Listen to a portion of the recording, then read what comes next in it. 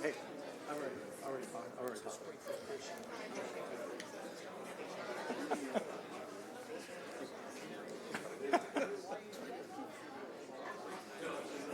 Yeah.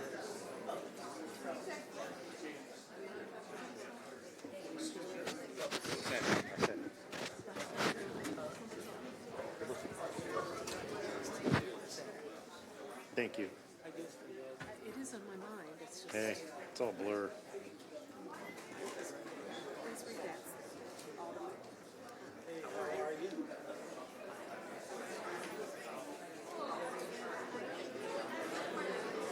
It's a long minute. Yeah, no, I was The February 3rd, 2026 meeting of the City Council is called to order. Please rise for the Pledge of Allegiance. I pledge allegiance to the flag of the United States of America and to the republic for which it stands, one nation, under God, indivisible, with liberty and justice for all. Clerk Redpath, can you please call the roll? Yes, ma'am. Alderman Cox. Here.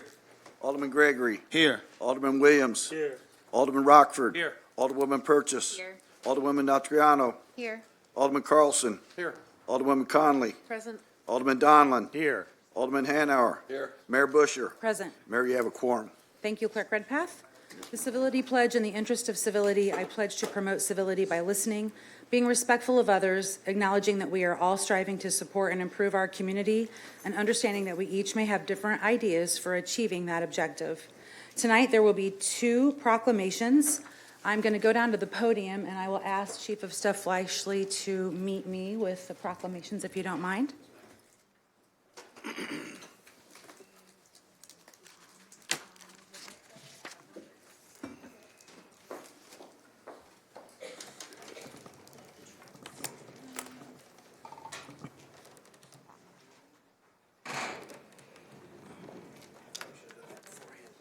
It's all good. We're flexible around here. Okay, I need one of those. All right, I think first I'm going to ask for the Springfield Christian School Lady Wildcats basketball team to meet me and stand behind me, if you would, please.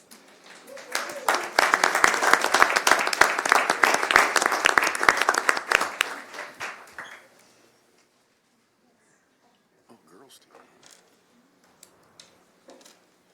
Good evening. Good evening. Good evening. All right.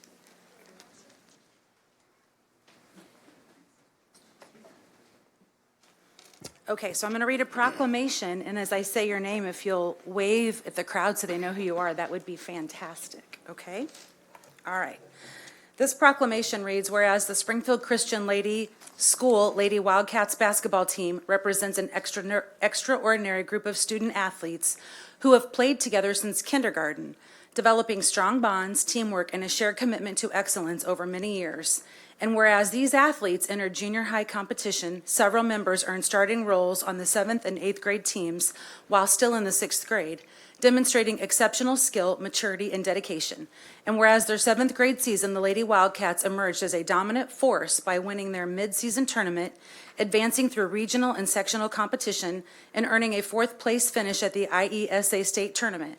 And whereas the Springfield Christian Ladies School Wildcats basketball team is comprised of the following student athletes: Allie Sandel, Lainey Oswald, Savannah Spears, Landry Dugan, Ellie Killebrew, Hannah Kears, Ava Wood, Rosie Maurer, Victorious Komalafi, and special recognition to the dedicated staff led by, and you can raise your hands as well, Craig Jeffers, assistant coaches Jim Bramhorst, Grant Crawford, and Melissa Sandel. And whereas the Lady Wildcats delivered a remarkable postseason performance, going undefeated in the 7-0 run while defeating highly competitive opponents with a combined record of 120 wins and 42 losses, securing 3 victories to win the regional tournament, 1 victory to claim the sectional championship, and 3 additional victories to earn the 2A IESA state championship. And whereas in that championship game, the Lady Wildcats defeated the defending state champions, completing their season with an outstanding 22-4 overall record and securing the title of IESA 2A state champions. The coaches, families of Springfield Christian School, and your community proudly recognize your determination, your sportsmanship, your perseverance, and teamwork displayed by you, the student athletes, throughout your historic journey. Therefore, I, Misty Busher, Mayor of the City of Springfield, together with the Springfield City Council gathered here with you tonight, behind you, will proclaim that we commend Springfield Christian School Lady Wildcats basketball team today, the third day of February 2026.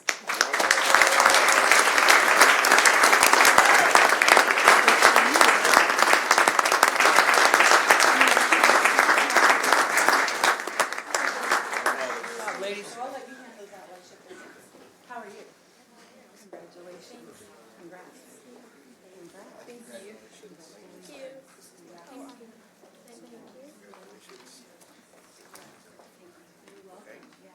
Do the council members want to come up and shake their hands? Sure. Absolutely. Shake these ladies' hands.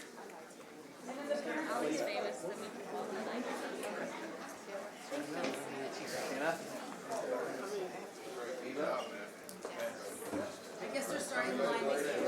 Congratulations, girls. Congratulations. Congratulations. Coming out.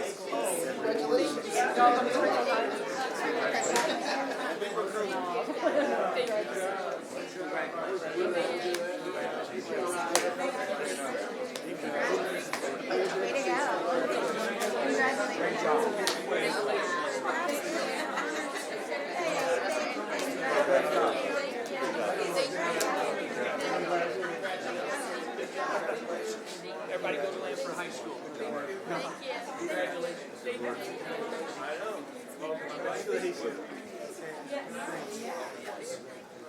Okay, so now that the parents want to have your photos.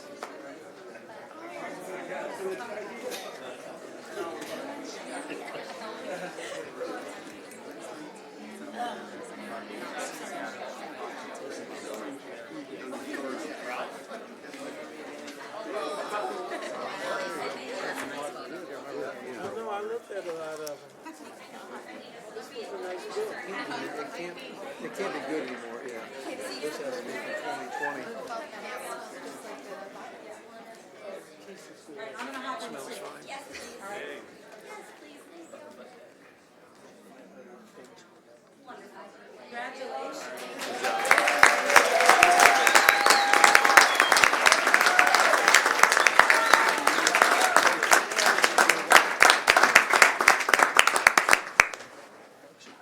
So with that being said, I'm going to ask that the boys from the Springfield Christian cross country team come stand behind me now that they're here.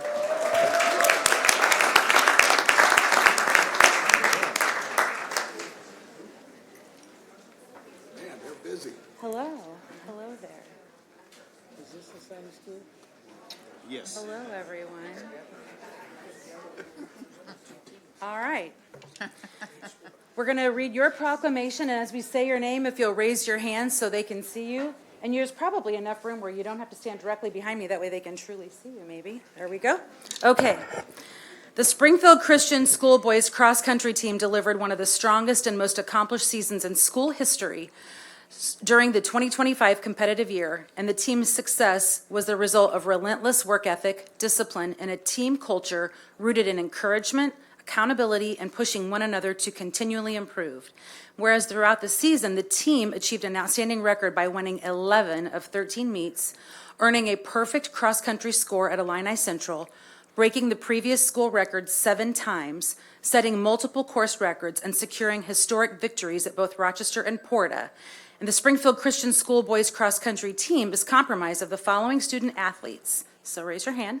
Jackson Elliott, Dayton Gamber, Wyatt Allen, Masopi Adamarola, Maddox Crawford, Isaac Stewart, Jacob Wheaties, Riker Warren, Nehemiah Outwell, and Reed Goodman, with special recognition given to dedicated coaching staff led by head coach David Wallman and assistant coaches Travis Campbell, Philip Droffen, Joe Higginson, Tony Rittinghouse, and Keely Sprague, And whereas the sectional meet, the team captured its fourth consecutive sectional championship, with all 7 runners placing in the top 15, and the top 2 athletes finishing first and second overall, an extraordinary display of depth and excellence, where the team culminated its remarkable season with a courageous and determined performance at the IESA state meet, demonstrating heart, resilience, and unity, and earning the program's first ever IESA state championship. So congrats on the first ever.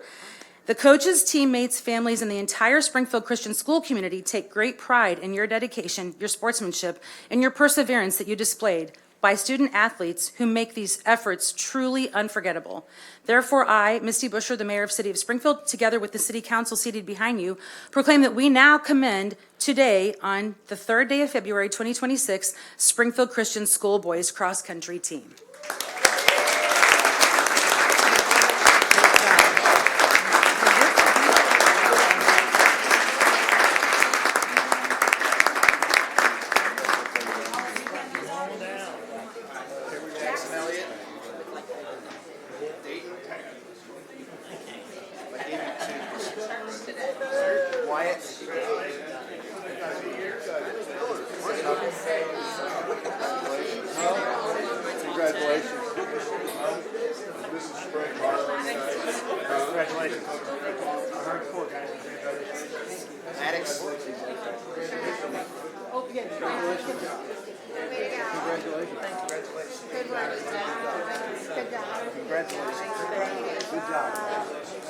Y'all look like y'all in a lot of shape. Just to run a little cross country. Yeah. Do your thing. Congratulations. Great job. Congratulations. Coach Howard.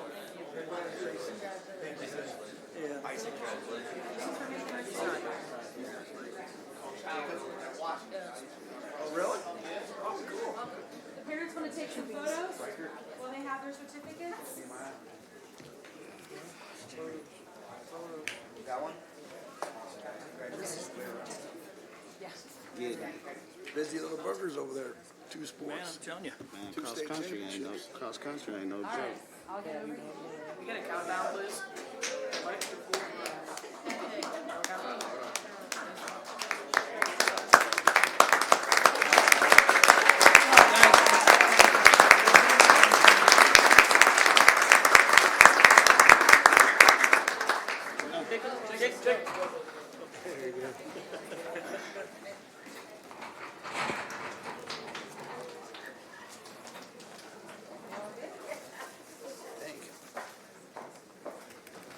Tony, can you still hear me? Yes. Voice from above or below, wherever he is. The basement. Before we move on, I do want to let those at home know that there was some trouble with the YouTube channel earlier this evening, and I believe our AV team worked very hard to get it fixed, but if something happens, just want to let you know we were working on that today. The chair will now entertain a motion to dispense with the reading of the minutes of the January 27th, 2026 regular city council meeting and approve the minutes. So moved, Mayor. Second. We have a motion and a second. Any discussion? Seeing none, all those in favor of the motion, please say aye. Aye. Those opposed, nay. The ayes have it. The chair will entertain a motion to incorporate the pre-council first reading of ordinances into the record of this council meeting. Moved. Second. We have a motion and a second. Any discussion? Seeing none, all those in favor, please say aye. Aye. Those opposed, nay. The ayes have it. The next item on the agenda is the consent agenda. The chair will entertain a motion to incorporate the pre-council reading of the consent agenda into the record of this council meeting. So moved. Second. We have a motion and a second. Any discussion on the consent agenda? Seeing none, all those in favor of the motion, please say aye. Aye. Those opposed, nay. The ayes have it. The chair will entertain a motion to place the consent agenda on final passage. So moved. Second. We have a motion and a second. Any discussion? Seeing none, your voting will now be open. All those in favor of the motion, please vote yes. All those opposed, please vote no. And the motion passes with 10 voting yes, none voting no. See y'all.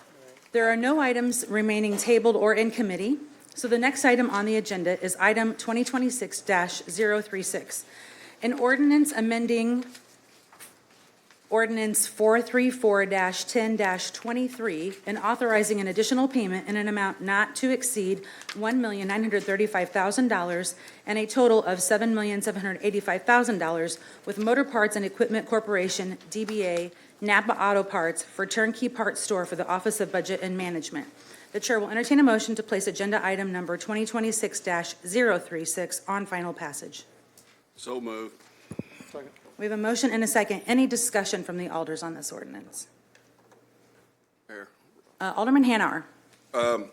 I would just hope that we look at this contract in the future, and I was contacted by a company with O'Reilly Auto Parts, actually, and they basically, I think I forwarded you the email, they basically said that they didn't feel like they were ever given a good way to bid on it. And so who knows, maybe we get some competition, we drop the rates, drop the prices down and save us some money. So I would hope that in the future we could, we might want to look at doing a rebid on this contract. So thank you. Absolutely. Thank you, Alderman. Any other discussion? Mayor, I just want to second that. Let's put this out for bid soon. Thank you. Absolutely. Thank you, Alderwoman. Any other discussion? Seeing none, the voting will now be open. All those in favor of the motion will vote yes. All those opposed will vote no.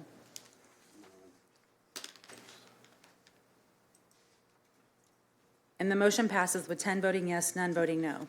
The next item on the agenda is item 2026-038, an ordinance authorizing an agreement with Springfield Sangamon County Growth Alliance, formerly known as Land of Lincoln Economic Development Corporation, for the period beginning January 1st, 2026 and ending January 1st, 2028, authorizing a change in scope of work and additional payment for an aggregate amount not to exceed $2,250,000 for the Office of Planning and Economic Development.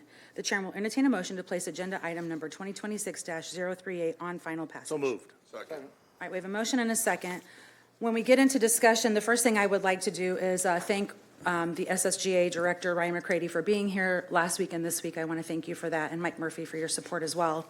And as the mayor, I just want to highlight for those at home listening, to tell you some of the things just in the past 12 months and a little prior to that, the SSGA has really assisted the city in. The city of Springfield was ranked number 4 in the best affordable places to live by U.S. News and World Reports. We would not have gotten that ranking without our partnership with the SSGA. I truly believe that. The Shields Sports Park, I am telling you for a fact, being the mayor who took over in 2023, would not have gotten to a closing without Ryan McCready and the SSGA. So I thank you deeply for that with your partnership. SSGA was a huge partner with Moving Pillsbury Forward before it was popular to support Moving Pillsbury Forward. And they really were an entity that helped get that moving. SSGA was extremely helpful with the city of Springfield when we were looking to get Real USA Corporation to bring their crane manufacturing to Springfield. Thank you for your help with that. They are a great partner with the Springfield Project and CAP 1908 with programming. And they advocate when we go to DC looking for federal funding, because funding is a huge problem for any program that we need always. And not only do they help the city, but they help Lincoln Land Community College, UIS, SIU, and Springfield District 186, which, as you all know, could use funding as well. So the partnership goes beyond the city. It helps our entire community. So I will also add, nothing has been hammered out yet, but anytime we have investors looking in downtown, and we do have investors looking in downtown right now, coming in from out of town, mostly Chicago, Abby and Ryan are always right there when I need them to help me talk to those groups. So thank you for that as well.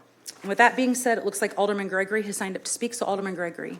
Yes, thank you, Mayor. I too share, as I said last week, Ryan did a good job with the things. We had a tough conversation last year about $50,000 going to that organization to create a subcommittee, minority subcommittee to really put some focus on some smaller businesses on the east side, inner city, and north side of town. And we got through that. It passed 10-0.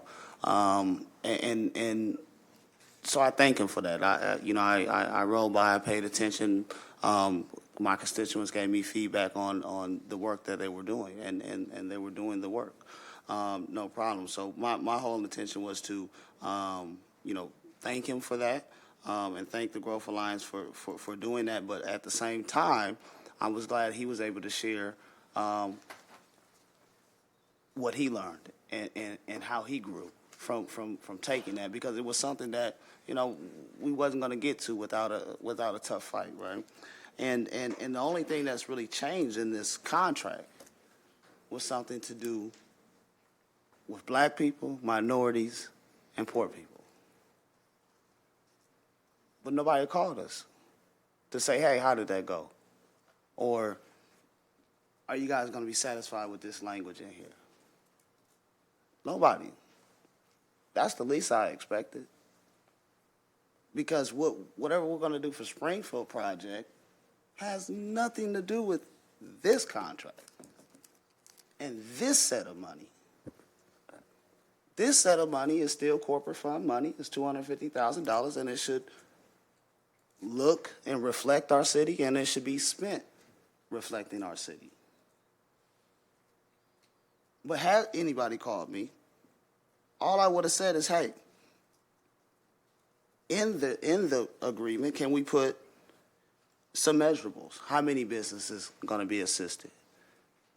What demographic? What area they come from? Things like that.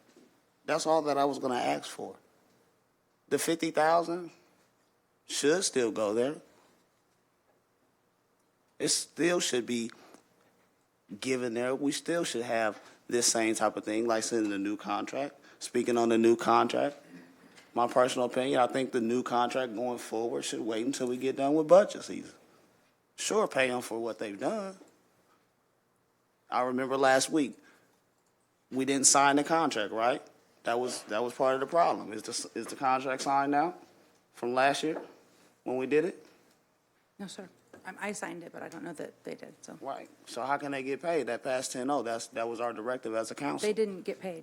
But They didn't get paid, sir. okay. So this shouldn't be before us to pay them for last year, because after we pass this, they would essentially get paid without signing an agreement.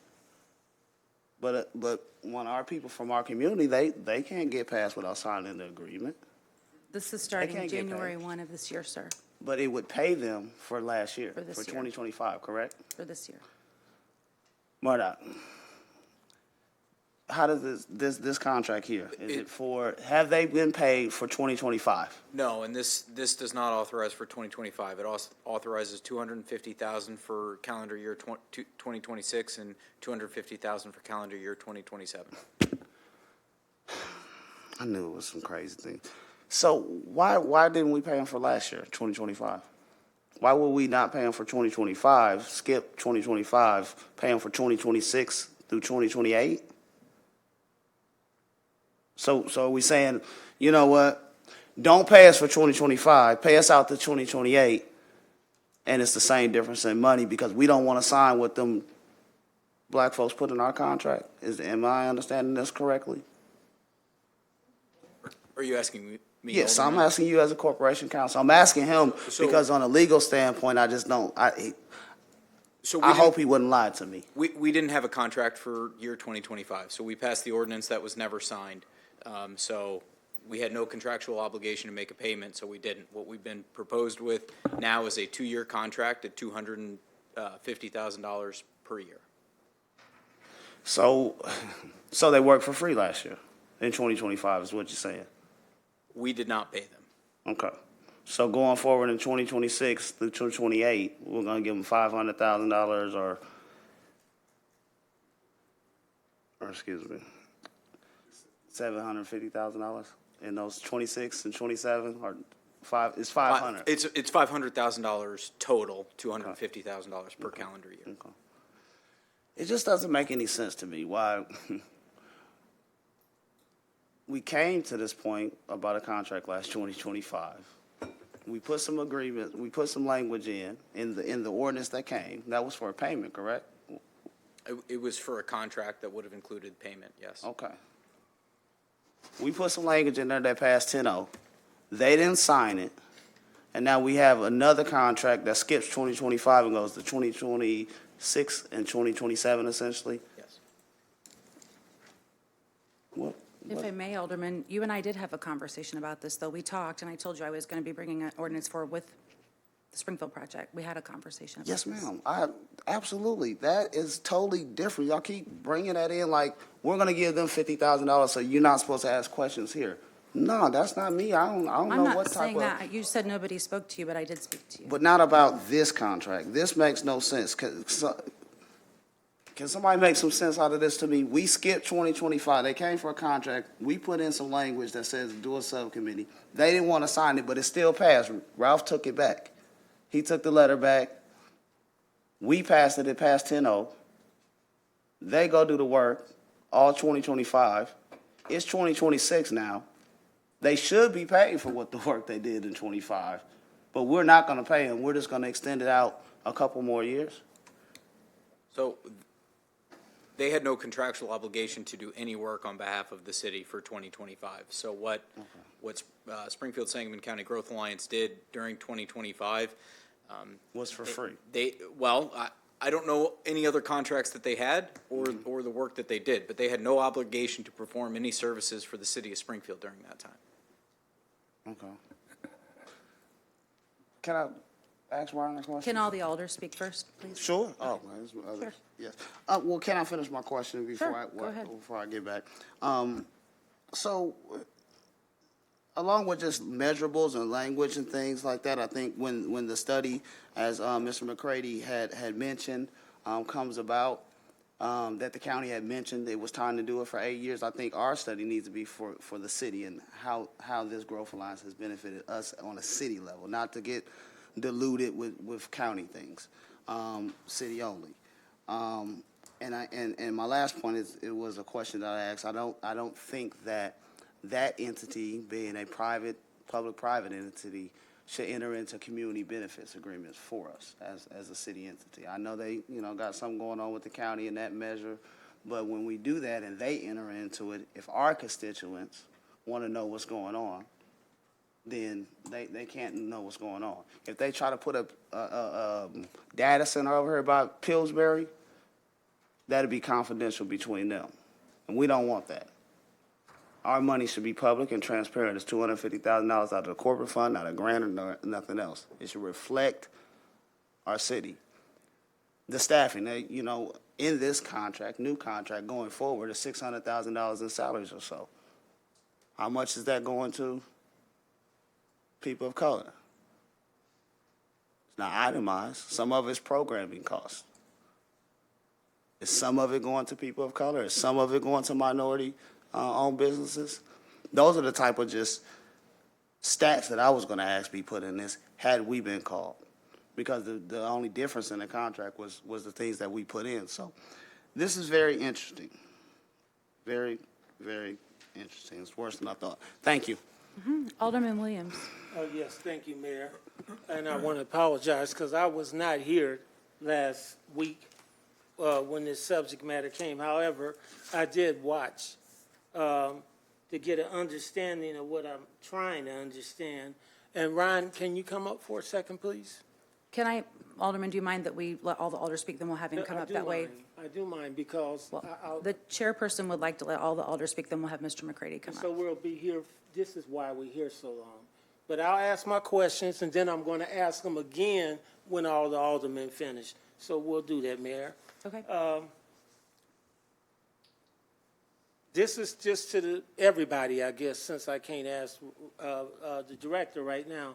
So why would no money be spent last year? That's an important answer for me, because people come up for money all the time, and I've never heard of people wanting a contract, wanting money, but then when they hear something they don't like, they just sit on it. I can't remember when we approved it, maybe April, May sometime, but all this time has passed. They must not have needed it, because the people that I have come up that we take through the ringer, they definitely need it, and they definitely would have spent it and used it and now gone into the new money. So that's the first question I want to know. Why was not that money spent last year or action taken up on it? Secondly, where does the $250,000 go? I mean, is it salary? Is it conferences, training? I mean, what it is. I know you have an office that I guess you rent or have a lease or something with Chase, but I'm just interested in how that money is spent. And then,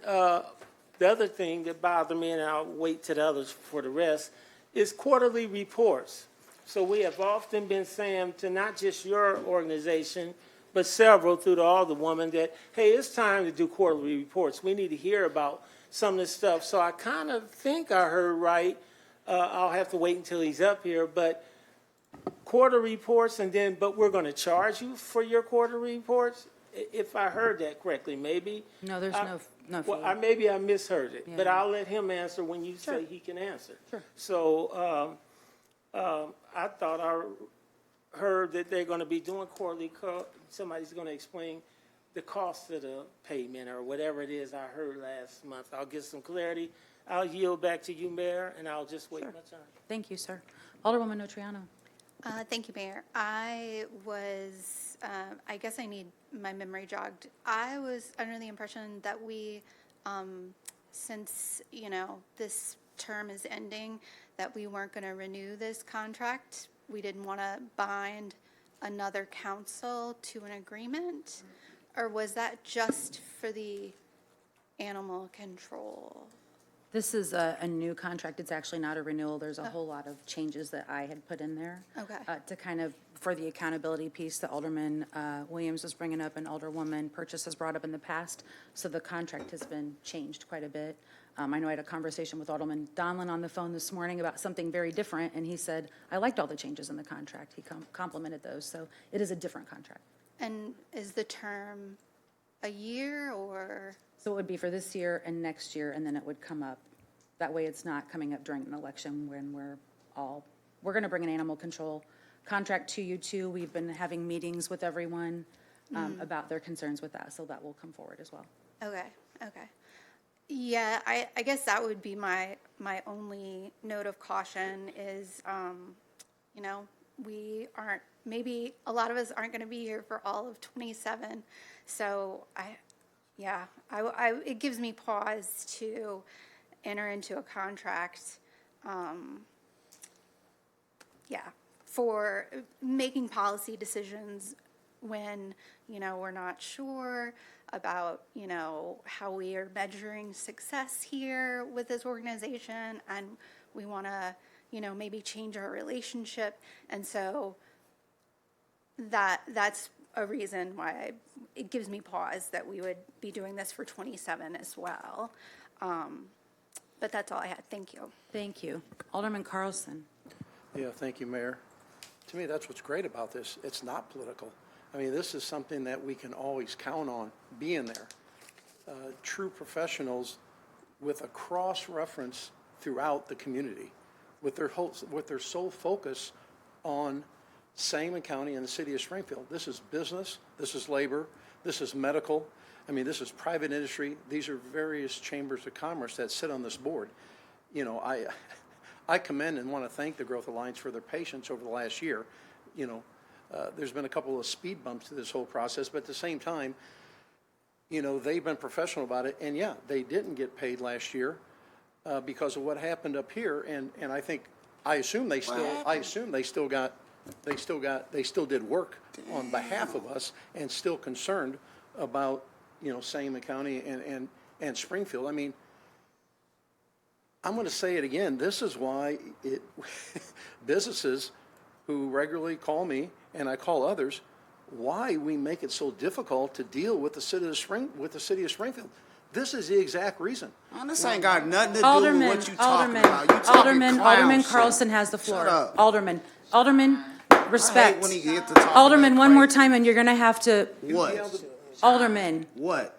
please conduct yourself professionally. No, you Alderman. don't start with me because you know I'll go there with you. What? Alderman Gregory, please conduct yourself professionally. Again, this is why we make No, it this so ain't why the business Alderman is not Gregory. coming. we make Alderman. it so difficult, and it's unfortunate. And So difficult about putting black Alderman people on. Carlson What's has so the difficult? floor. Alderman. What's so difficult? Alderman Answer it. Gregory, I'm asking you to please be professional. This is professional. This is the difficult part right here. What? Where we. Alderman Gregory. we don't- Well, I'm gonna do we're you like not- Chuck we're did. not We can go totally- outside and talk we're about not it. totally What? focused Alderman on what's- Gregory. The last 7. On what's- Alderman 7. What? Alderman Gregory. What's What not best clown? for the city of Springfield, and Alderman unfortunately. Gregory, please it's stop this- name calling. It's this sort of argumentative and dysfunction that I think businesses see, and we need to do better as a council. I mean, the things that stand out to me on this thing is, first of all, it's a one-stop shop. You know, I think a lot of times we have these different silos, whether it's, you know, all these different economic development groups. Here, they got, you know, business can come to the same kind of growth alliance. It's a one-stop shop. I mean, you know, they're bringing back in, you know, the medical district, which to me has sort of been, you know, I think chugging along, but it's been a little bit quiet, but I think they want to reinvest and do what's best, or they want to reengage the medical district. I think, you know, the quarterly reports are great. I know Alderman Purchase, you know, talks about that, and I think it's great. We need to get quarterly reports. You know, so it's just, the makeup of the Growth Alliance, again, is made up of a cross-section of Sangamon County and Springfield. To me, just because we're the elected alder people doesn't make us experts on all these different subjects. We need to draw on the experience that the Growth Alliance has on their 28 or 29 member board. And thank you, Mayor. Thank you, Alderman. Alderman Williams, are you still keyed in, or is that old? Sorry. That's old, I'm sorry. Okay, that's all right. Alderman Gregory. Yes, ma'am. So, we always cloud these issues. No one's not saying that Ryan McCready, Mr. Murphy, Milas, Mr. Iserhausen, no one's saying that we don't. That's exactly what I said last week, that people do want to work with them. Businesses don't want to come to Springfield because our permitting process and all of that is a wreck. Not what we talking about up here. And if you're telling me that our conversation last week, with our last spring, was just to get some minority representation, just to get their expertise on the east side to help us grow, in downtown and the north side to help us grow, was such a big deal, that's where you don't understand. That's why you don't understand. This is why you don't need to make those decisions. This is why we should have an opinion on how we are included. Because you don't care how we're included. That's the problem.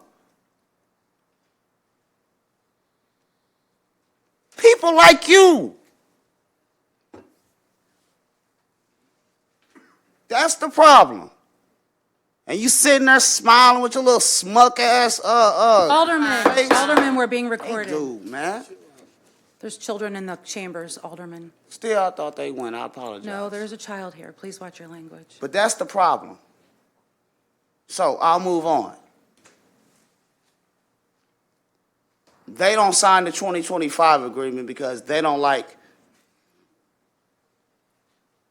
dealing with black folks. Somebody on the crew, I said it a month ago, or last spring, listened to the tape. Somebody don't like working with black folks. Somebody doesn't like giving that attention, which it was working, to our end of town, to the inner city of town, to the north side. That's ridiculous. So we come with an ordinance. Everybody's on it. The only difference is it has some minority representation in there, and nobody calls the black alderman on the thing. In February, on the 100-year anniversary of Black History Month, how disrespectful. Alderman, with all due Disrespectful. I'm not done. I got the floor. Disrespectful. And wonder why somebody is upset. Because we disrespectful. And wonder why I call you a racist. Alderman, You. no more name calling. That's a feeling. That's how I feel. That's all. I didn't say you. I didn't say Ralph. I didn't say Darwin, Conley, or nothing. Him. And he gonna bring the whole city down with him. Need to get rid of him and away from him. Because his policies are the same policies that founded this dang country. All about him. all about himself.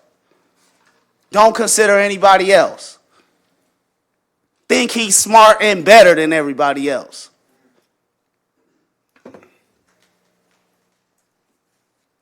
Now, I'll move on. Murdoch, my amendment is that in this, since they don't want last year's money, but we've put some stuff in addendum number 7 that still goes with minorities and helping the inner city and all that fake stuff that we have in there. It still should have businesses served, the demographic of businesses served, the jobs created and retained, the capital access of minority business helped, and businesses expanded. The $50,000 should remain for the same minority subcommittee. And don't be entering into no community benefits agreement on behalf of the city, because that's community benefits agreement. It's self-explanatory. They should know what the benefit they're getting from any company that's coming to do, that has to do something like that in the city of Springfield. That's my amendment. Voted up, voted down. So are you making a motion, sir? Yes, ma'am. That's my motion. Second. So we have a motion and a second. For discussion, I would like to first discuss and let the aldermen and women on the council know the conversation I had with both Alderman Williams and Alderman Gregory. The SSGA is an economic development corporation. The Springfield Project is an economic development corporation. Therefore, I had proposed an agreement with each economic development corporation, one with the SSGA and one with the Springfield Project. I had a meeting with Dominic Watson from the Springfield Project. We had to do it over the phone because it happened to be a snow day and his kids were home, so we pivoted. It was supposed to be face-to-face to work out the constraints of that contract, and the proposal was a $50,000 contract for 2 years to the Springfield Project as an EDC, so that you know where that $50,000 was going to go. Ma'am, please. So you know where that funding was going to go. Dominic's very aware. We've had this conversation. He asked me to try to get the contract together before we did all this, but there's stuff going on here. So you'll see a contract soon for that, just so you know, as alders from me as the mayor. Discussion, Alderman Williams, you're signed up. Yeah, thank you. You know, I think the problem is, back to my question, why was no money spent last year? I really believe that it was the tough questioning. We added on, did addendum, whatever we did to add that 50,000 on, and they pouted. The players to be pouted. Alderman, you keep saying it's just across the city, this, that, and they're all great. They're not great. Not in my community. And they have the Chamber of Commerce on their board. They have the mayor on their board, but we still don't feel the impact. So all we did was ask the question, and you know how they responded? They pouted, sat on the money, because they really didn't need it. They're so arrogant that they think they can say, well, then we'll just sit, and then we'll come back with, we're still going to do it our way. I appreciate the Thursday meetings, because we opened our mouth. There was some change. There was some movement. Had we not even asked the questions and opened our mouth, it would have never moved. So it's okay to have hard questions. It's okay to have hard dialogue. We need to be a little more cordial. But what I will say to this is, it is not right for them to dictate when they're asking for the money. See, the problem is in the attitude. The attitude not with just this group, but several groups in Springfield who have this attitude like, y'all going to give us money every year. And maybe this year it ain't your turn. This is a year when we got to tighten up. I can take that $250 and come up with 830-something homes to connect from the private side. I mean, it's a lot of things to do with money. And because we got to find money for so much stuff. And if it's $500,000, now we're at 1,600 lead lines. So there's a lot of ways to do. They didn't need it. Obviously, they sat on it.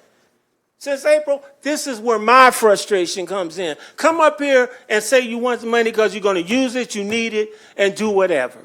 That's why I'm asking, well, what was the $250,000 going to be spent on? Now that you're adding. You know, I kind of get the movement of the dates and plan, but it's a big game plan by some very powerful people. Have you looked at the board? You keep telling me it's Cross City. It is not. Look up Mr. Watson's address. Look up Mr. Johnson's. They're friends of mine. They're black men, but they are nowhere near the areas that I'm elected by and am trying to. They're out there probably past you. I don't know where they're at. But I know it ain't the east side. So quit it. That's where the frustration's coming in. You guys get mad because we ask questions or we have hard conversations, and it should always be all right. And anytime it is a group like that versus $3,000 for a citizen or for any other citizen problems, citizens first, brother. Citizens first. Because they are the ones who put us here, and that's who we should be taking care of, not the powerful. That same board, I can pull up a bunch of boards across Springfield, same group of people. What are we doing? Seriously, what are we really doing here? Same members, not on every one of them, but they intertwine to where you can wrap them all in the same 25 people on all these powerful boards and hospitals and this and that, and that's all fine. But don't come and ask for city money and expect we ain't supposed to ask questions, that we can't tweak it and change it a little bit. We didn't try to take their money away. We gave them extra money, said now spend this $50,000 and try to focus on our area. That's what we did. They still, in their arrogance, didn't like that. I'm saying they because I can't get nobody to stand up and say I did it. You know, I'm telling you, all it is should be okay, always, for any of us to ask hard questions and expect answers, and not this dance that we're seeing tonight. I'm urging that we vote against it all. Since they didn't need it, and since they didn't act, don't act again until next April then, or the next time then. This thing, the way that Sangamon County thinks, it's got to stop. We represent Springfield citizens, first of all. If this group ain't producing for Springfield citizens, we need to look other places or do better communication. And we started that with the mayor. We did. We had some meetings. Brian, we had some meetings. That's a start. But we got to do better and not get thinking they being slick when they do things like what we're looking at tonight, all because they didn't like the questions we asked or the proposals that we passed 10-0. We pass it, and then they do this to us. Thank you, Mayor. Alderman Gregory. Yes, ma'am. So I just want to be clear with you. When you called me about what you was doing with Dominic, it was about that project, not SSJ. This ordinance was coming forward. Yes, ma'am. And I was happy about that. I felt like we were taking a step, right? And that you were starting to believe in Cap 1908, right? I've always because, believed in it. well, you say that, but we've been told that, am I lying, Alderwoman Purchase, that you didn't want to see that happen. But I got happy when you called me with that and that we were seeing it. So it was all good. I'm trying to just address this one. That's it.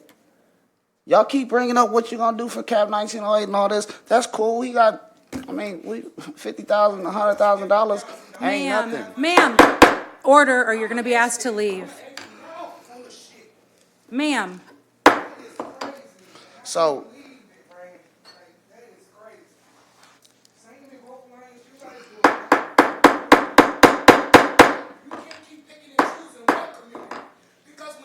Ma'am, it's time to go. You're disrupting the meeting. It's time to go. It's time to go. Alderman Gregory, the floor is yours. So as I was saying, it has nothing to do with that. And I wasn't planning on saying anything about your intentions on Cap 1908. Mr. McCready brought that up. So when he brought it up, it was obviously more than just me, you, and Dominic who knew. So then that's why I said, well, let me look at the contract because something has to be up and seeing who our co-sponsors are. So, in the end, I try to work with everybody, but we continue to be disrespected. Like everything that come to us about black business or has to do with something with minorities, we're never half the time consulted. So we have to come up here and ask the questions, and then we ask the questions or we try to change, then it's a problem. So this is always going to be me. I'm always going to look for equity in much of what we do. And I know it's tough. That was a tough conversation that we had in April. It was a tough conversation when Martin Luther King was walking these streets. But we love him now. But they shot and killed him then. So these are going to keep being tough conversations when we look back at this month and the history of this month. Hundreds of years before that, when they started to celebrate this month, people were doing good things and fighting to change the system, and it just is what it is. That's what we're going to have to keep doing. So I appreciate you, but I just had to make that clear to you. These questions ain't got nothing to do with Cap 1908. Thank you. So we have a motion and a second. Any other discussion on the motion? Well, we have to vote on the motion first. This is an amendment. This is amendment. Yeah, it's not the ordinance. Sorry, Alderwoman. So this is a motion and a second on the amendment that Alderman Gregory proposed. Clerk Redpath, I'm sorry, one more last call. Any discussion from the alders before we do a voice vote? Okay. Can you just do a roll call vote, Clerk, on that amendment? It's just on the amendment. Get my vote sheet out. You're good. This is on the amendment, Mayor? Yes, sir. Alderman Gregory, do you have something to say? I just want Murdoch to be able to read it, so we hear and know what it is. Okay, so the amendment is 4 parts of reporting and then 2 additional requirements. That the reports need to include businesses served and the demographics for those businesses, jobs created and retained, capital access of minority businesses helped, and then businesses expanded. In addition to those reporting requirements, the amendment would add back in the $50,000 requirement and the minority subcommittee requirement that was proposed in the amendment to Addendum 7 from last year's proposal. So we would bring that language back in, and then it would prohibit any community service agreements involving the city of Springfield. Thank you. Go ahead, Clerk Redpath. Alderman Cox. No. Alderman Gregory. Yes. Alderman Williams. Yes. Alderman Rockford. No. Alderman Purchase. Yes. Hold on, I'm sorry. Alderwoman Natriano. Yes. Alderman Carlson. No. Alderwoman Conley. No. Alderman Donlin. No. Alderman Hanauer. No. So the motion fails with only 4 voting yes, 6 voting no. So now we're on to the original ordinance as presented. Any further discussion from alders before Ryan McCready is asked to come up? Seeing none, Mr. McCready, do you mind coming to the microphone for just a minute? If you would highlight, I think some of the alders may not know some of the changes we made in the contract. Do you mind highlighting some of those changes for us, Mr. McCready, that you Sure. and I had talked about Yeah. and added in to try to help with the desire of the council? Would it be okay, Mayor, if I clarify some of the Absolutely. dates that have been thrown out, just Sure. to, once again, not trying to change anyone's feelings, I just want to explain the calendar of it. So historically, the Growth Alliance contract has run according to the city's fiscal year. So our fiscal year runs with the calendar year. The city fiscal year, as you all know, runs March 1 to February 28. So in April of '25, our funding ordinance was before the council. And that was the night that Alderman Gregory recommended the amendment that was passed 10-0 to the amended contract. After that was amended, I met with Alderwoman Purchase, Alderman Williams, and Alderman Gregory to talk about the amendment so I could understand fully what what their concerns were and things like that. I didn't want to just take it off what I heard out here. And in that discussion, I talked about how I wanted to take some time to figure out how to do something that was going to be most impactful. The $50,000 obviously is important and impactful, but what I wanted to figure out was, obviously, we weren't doing what this body wanted us to do through conversation. How can I change things and make them better? And in that conversation, maybe I didn't stress it enough, was that I didn't want to sign a contract until we made changes and actually did something. Because I didn't want to be in a situation where it was going to be, we're gonna do things. So, based on that, we made some adjustments. We started some additional programming. I came forward with a list of recommendations because one of the questions in that meeting was, what can we do to attract business to the east side? And so I made some recommendations. We had a separate meeting with the mayor. Alderman Williams was there. We put forth a list of recommendations to do some big transformational things that only the city can do and only with the funds that exist in those districts. Then we implemented our CAT 1908 programming. And in discussions with Dominic Watson and Dr. Marcus Johnson, that was felt to be more impactful than just like doing the $50,000. However, I felt like the $50,000 should go directly to the Springfield project / CAT 1908, not run it through us, because we're not a good pass-through organization. We just don't have, we're not a very big organization. We don't have the ability to pass through grant funding. That comes with a whole separate, so I felt like it could go directly to the Springfield project and CAT 1908. So the reason we didn't sign the contract wasn't because we didn't care, wasn't because we were ignoring the concern. I tried really hard to show we were hearing the concern by actually doing something as opposed to writing up a plan and sending it to you and crossing my fingers. That was my intent. I felt like last week I expressed that we had done some things, but that we weren't done, that I still had a lot to learn. And we had a lot to continue with the process, and that's where we were going. So the mayor represents the city on our board. This contract that's before you, so that contract that I did not sign would run for your fiscal year that you're in here for another like 20 days or whatever, right, till the end of February. My understanding with this agreement is that would pay the money for fiscal year 26 that ends the end of this month and set up a contract for one more fiscal year. That would take you to the fiscal year that starts March 1st. So that would take you to the end of this fiscal year that you're getting ready to start, fiscal year 27. And the reason I felt like that was a good date is because I believe you have an election, right, in April of 27. And I felt like at that point, whoever has the privilege of sitting up here can make that decision going forward. Everything I did was with the intention to be a good partner. So I also understand that when things get written, and God bless the attorneys, they have to add in the things in there to protect folks and do what they have to do, that it's hard to express that. So that was my intent. As far as where we spend the money, Alderman Williams, I do provide a copy of our audit every year, so I hope it explains that. I can tell you in a summary, we have some administrative costs.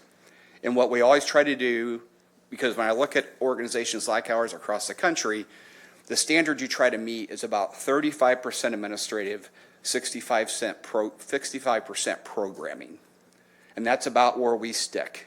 We're really darn close to that every year. It's a benchmark that we keep an eye on. That way the money's not going all to overhead. I don't want a big administrative beast. It's myself and 3 other folks that work there. I try to keep it lean. That way we have the ability to do programming and do things to help businesses in the community. I hope maybe that addresses part of the question. I'm also happy to send additional financial statements and things like that, or to go over that. We made changes into the contract that were a little bit different than what was proposed in the amendment, because based on the discussions we had, we were advised that was the most impactful thing to do. That's why we made those amendments. We changed, instead of developing the separate minority business council, we suggested $50,000 goes to the Springfield project. Dominic has a committee set up, and the name is escaping me right now. I'm going to be serving on it. The Community Access Council, is that right? Advisory Council. Advisory Council. He's asked me to serve on that. I missed the first meeting because I was at another public hearing about another project that night, but I'll be serving on that. So we added the minority participation, emphasis and focusing on East Side businesses, minority-owned businesses, into the contract in much more detailed language than what we had before. That's what was added on there. Also, the quarterly reports, Alderman Williams, I don't want to misstate about what I said. So typically what we do is we invoice the city on a quarterly basis. And this contract, I'm required to submit quarterly written reports to you. What I was saying is, I shouldn't be sending an invoice to the city for their quarterly payment if I haven't provided you my quarterly report yet. That's all I was saying. And so I want to make sure that, to hold me accountable, that I'm given those quarterly written reports every quarter, and I won't ask for a quarterly invoice unless I've provided that report to you. I don't want to make it sound like I was buying something, but does that make more sense? That helped a lot. Okay, all right, good. Once again, with the intention of trying to be a good partner. So that is my intention. We will continue to diversify our board also. We're moving that direction. The board understands we need to do that. We will continue to do that. I believe we have some opportunities coming up to continue to do that too. I don't know if I answered all the questions that came up. I was sitting over there, so if I missed any mayor or council members, I'm happy to try to answer them. Thank you for highlighting the differences we made in the contract. And then again, I met with Dominic so we could do his contract that will work well for him, because that's his entity, his Economic Development Corporation. And there would be no strings attached with how he spent his money. If it goes to programming, if it goes salaries, I told Dominic, you know what you need. I'm not going to tell you what you need. And I sit on the same advisory council and support him. So Alderman Gregory, you signed up? Yes, again, I guess I gotta thank you. I don't have no problem with you. I'm just more on the business side of it. In the end, this is gonna pass. They're gonna do their thing, but the changes or whatever in that we made in the subcommittee stuff and how it's gonna be done. We just gotta remember it was written and all of that without me, Alderman Williams, or Alderwoman Keisha's input, and we're the ones that passed it. So essentially, we're gonna walk away, and you guys are gonna do what you're gonna do for black people without the opinions of black people. I don't agree. Dominic's is Dominic. If Dominic's not there, what are we doing? Dominic isn't the only black person I work with. Right, or Marcus. I mean, it's the Urban League's there. It's always going to have a black CEO, always, all the way back to Comer Cox. So this was developed. We passed it, and we keep going back to Dominic and Springfield project. But I'm just talking about this set of money. This set of money is we were seeking equity and diversity in. This set of money. And unless we come back with deliverables on how many businesses, how many minority businesses has served and things, then, it didn't happen. People are going to come and listen to you, but are they taking the next steps? Are we being effective is what we're trying to do. We've done the hard part and had the conversations. Before, we barely would come to the east side, right? So then we came to the east side. We start coming. We start talking. I'm talking about as a collective. And now the next steps is trying to track that data, see how well we're doing. That's all we're trying to do is make sure that we're getting our bang for our buck, that nobody's pulling the wool over our eye. That's what's happened in this country over and over and over again. People write rules for our side of town and wonder why it's not growing. So thank you. I appreciate you. I appreciate the work that you as a man do. I'm a little disappointed in how this is playing out going forward, though. Thank you. Yeah, I felt strongly whatever was in this contract, I wanted to make sure it was out there for weeks ahead of time. It's hard for me when things get amended on the floor, just like that amendment that passed back in April. It's really hard for me, representing an entire body, to come in here and be able to agree or disagree to things when I have a board of, over 24 people that I have to represent. So that's why I wanted this contract out there for public examination and not avoid trying to negotiate and amend things on the floor when I don't have the authority to agree to them. I totally get that. I'll say for myself, I try not to do that, but we have to do that. Well, Because there's times that information gets other places, and, you can see where the co-sponsors are, and we know the strength of the Growth Alliance, so this is not a conversation that I can have with one of them. It's going to travel. It's not going to stay with me. So the best chance that we got with anything we do is keeping it to ourselves and trying to game plan, because we know we have opposition on what we want to do to our communities, and so we do the best job that we can to rally the troops and do what we can do. Yeah, my next statement I would offer, probably as much as a citizen as I would as a representative of the Growth Alliance, is that there's obviously a lot of tension amongst this horseshoe. And what happens when that exists is things happen at a meeting, and then good people and good organizations stand up here and have to try to react to it. And outside of, to deal with my funding, I would just urge all of you to try to find a way to not do that. Because that's what makes people nervous about coming before city council. People are nervous about coming here. I agree with that. And anything that we can all do doesn't mean you shouldn't have questions, doesn't mean you shouldn't disagree. But, I mean, it's uncomfortable because, I don't know, I'm not a licensed clinical social worker, but if I could help some way, work through disagreements, I would be happy to try to do that. I agree with that, but you just participated in what pisses us off. Alderman. When you have proceeded for something for our community and don't consult us, something to help us get better. You participated in it. I don't get what nobody doesn't understand. That you should consult with the alders of the area they represent. Y'all talk about one person. I represent the whole thing. The whole Ward 2. He represents Ward 3. She represents Ward 5. And we don't get consulted about something that's supposed to make our thing because y'all went to, Don, my guy, I love you, but you went to who you was comfortable with. That's what we always do. We go to who we comfortable with because we don't want to hear the truth of what we really, really need to do. We just want to do it our way. And that's not fair to the east side. That's not fair to people of color to keep on using y'all power to do that.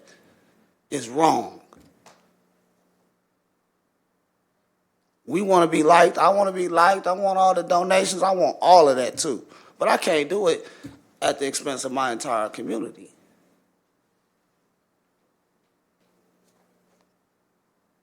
It's crazy. And you get up here and you sort of counsel me on how to conduct myself, but you participating in something that y'all know I'm be hot about. That's why y'all got 3-4 sponsors. Y'all done talked. It was only supposed to be me, Roy, and the mayor knowing about Dominic's project as far as I thought. I didn't even know. She didn't even know. But you knew. My own caucus kept it private. Anything else, Alderman Gregory? Y'all slick boys. Y'all slick. Yeah, that's it. Okay, Alderman Williams? Yes, thank you, Mayor. I appreciate you. And I appreciate you too, Director. And these are these tough conversations that I'm talking about.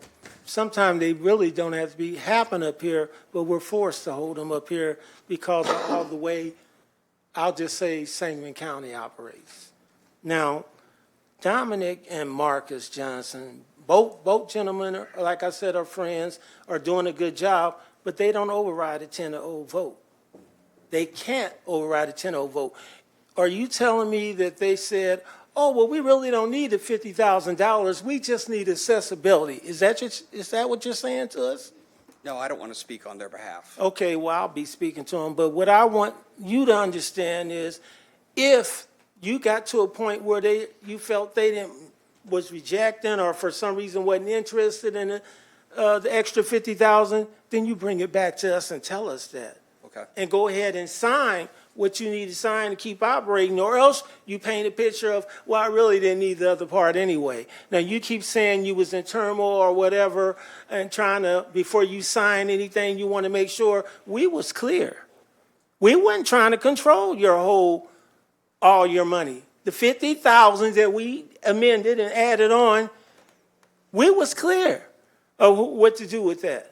So how you got confused between us voting yes and then taking all this time all the way up to this day and coming up with this new plan, I don't understand. It looks like, well, I didn't like it or you're bored. I ain't even going to blame you. I need to take a break. Go ahead, I'll be right back. Yeah, okay. His board didn't like it, in my opinion. All you got to do is look who makes up the board. They didn't like it, so this poor guy he's stuck now. And this is a tough place to come up and to be in front of, because we all have a job to do. Some of us do it better than others. Our number one job is to take care of our citizens and take care of our areas. But there's others that are sworn to these boards, to these organizations, to these people that give them money, until people started getting elected onto this council to start saying, hey, time out, wait a minute. We're going to put the people first.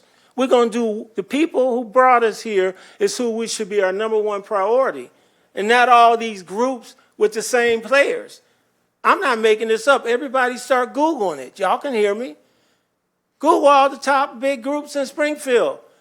You're going to get the same players, or former retired, some of them are now, but they're still around, still doing the same thing. That has to stop when it comes to our decisions. I'm not saying they can't do what they do privately, but with federal money, state money, and city money that's in this chambers, we need to do the right thing by the people. And we have this tough situation up here because all the times we don't. We want to satisfy our friends that we used to be a part of, or satisfy our friends who we went to high school with or we've been knowing for years. Just do the right thing. Just do the right thing, and we won't go through a lot of this stuff. If we had never asked the question, challenged this year, it would have been status quo. We would have passed the money and went on. East Side would have kept looking like it looks. No effort, no nothing. And I think we tweaked his heart when we started asking and doing, and he got closer. And like he said last week when I wasn't here, but I heard him because I watched it, he said, I started learning. I started seeing, because he's building relationships now. And in those relationships, it gets a little harder just to ignore. And now it's probably past this level till we should get up into that board level. And who making up that board if we're going to be giving them money. Now, if they don't want our money, then operate the way you want to operate. That's all we saying. The race side of it, it is what it is. We felt Sangamon County Growth Alliance was not paying attention enough to East Side and East Side projects. We haven't seen no change. I'm 5 years in now. South Grand still looks the same. Cook Street still. So I say, well, why is it that as an alderman, my zoning and everything I get is liquor, gaming, and marijuana? What's the problem? Okay, I got a few successes on Dirksen. Why won't they turn the corner, Mayor? And come down South Grand, and come down Cook, and start really showing some true economic development. All these different groups that's out there that's supposed to be working on this. Now we got a city planner supposed to be working on this, and it never changes. So we have to do our job and open our mouth, ask the questions, which makes a lot of people uncomfortable, but that's the only way we move it. There's been movement. It's just that okey-doke happens. Somebody tried to be slick about it. And that's what's going on now. And being slick and getting caught, now you feel some kind of way that, you got called out. I don't think you should do it. Proudly sit there and vote for it. Because you're voting for the status quo is what you're doing. Well, some of you might say, well, I ain't going to be here anyway. I don't care. But the whole point is you should do the right thing. Thank you, Mayor. Yes, sir. Alderwoman Purchase. Mayor, I don't know if we need a recess because my questions was for Ryan while he was standing here, and he said he needed a moment. Okay. I don't know if Do you want me to Mike go to Alderman Gregory and come back to you? That's fine. Okay, sure. Alderman Gregory? That, or I was gonna ask if Mike could come up, and help me out, or it's okay, Mike, if you think I need to just ask Ryan. I'm not, okay. He's coming in. He just pointed. Okay, okay.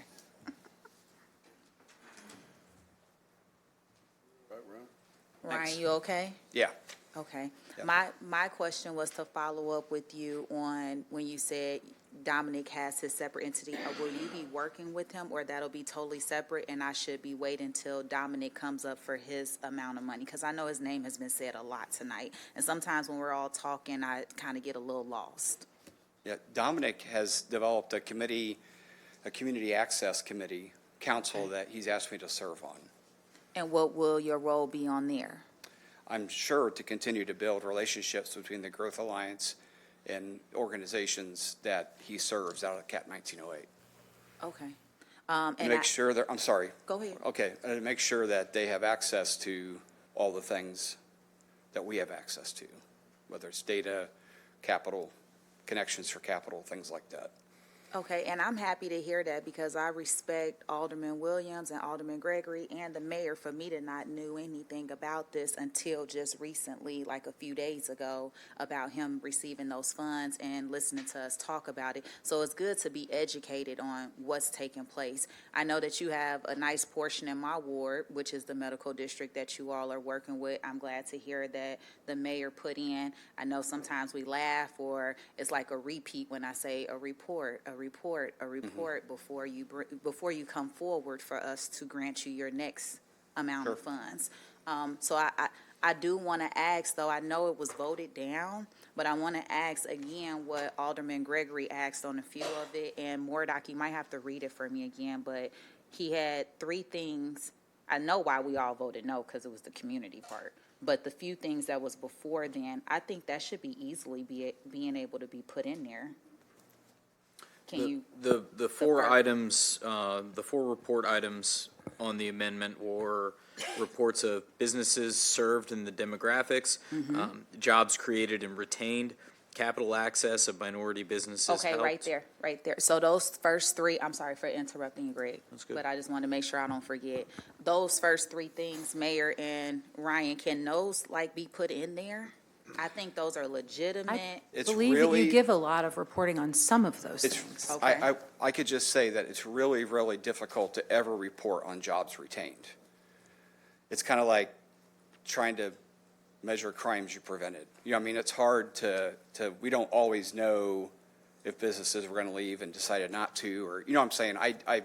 Don't want to be I argumentative. see where Alderman Gregory was going with it, especially for the black community. I heard Alderman Carlson when he spoke, and he spoke about everything that you all do, but we was missing that one part about the east side and the black community, like that area being given a little bit more attention. I think that's why we had this conversation back in April, and I thought it was very good that you came and sat down with all 3 of us. And I was a little confused why we probably couldn't have been brought forward that information that you were having put into this contract, just to have some insight, to be able to tell you, just like you said, you didn't want to sign the contract because you wanted to go from our conversations and make sure you implement that, and I totally respect that, because now you're putting your money where your mouth is, instead of saying, this is the plan, and let's see and hope and pray that that plan works. But I didn't understand why we probably couldn't have been informed of, okay, this is what I came up with, do you guys have anything else? Because we probably wouldn't even had that amendment that Alderman Gregory was bringing forward tonight had we been able to talk to you about it. Okay. So I see that's where the frustration is, and asking as we move forward, could you please consider that, Mayor, when you guys are putting those things together, just because we have those concerns. And I'm with you when you said about decorum up here, because how do you think those organizations that come up here and it's conversations like this towards them for 2 or 3 hours? You wouldn't believe some of the emails that we get as a group, some of the text messages that we get as a group, and some of the phone calls. And even when we're being accessible, me and Sean going to the community all the time. And those are the number one conversations that we hear, how they're being talked to and questioned for hours. So I agree with you. Maybe we can work on that all together. Because now it seems like we're questioning you for over an hour, but then sometimes it's some of my colleagues that's questioning them for over an hour. Sure. So it goes both ways. I want to make sure nobody is seeing that it's just one-sided.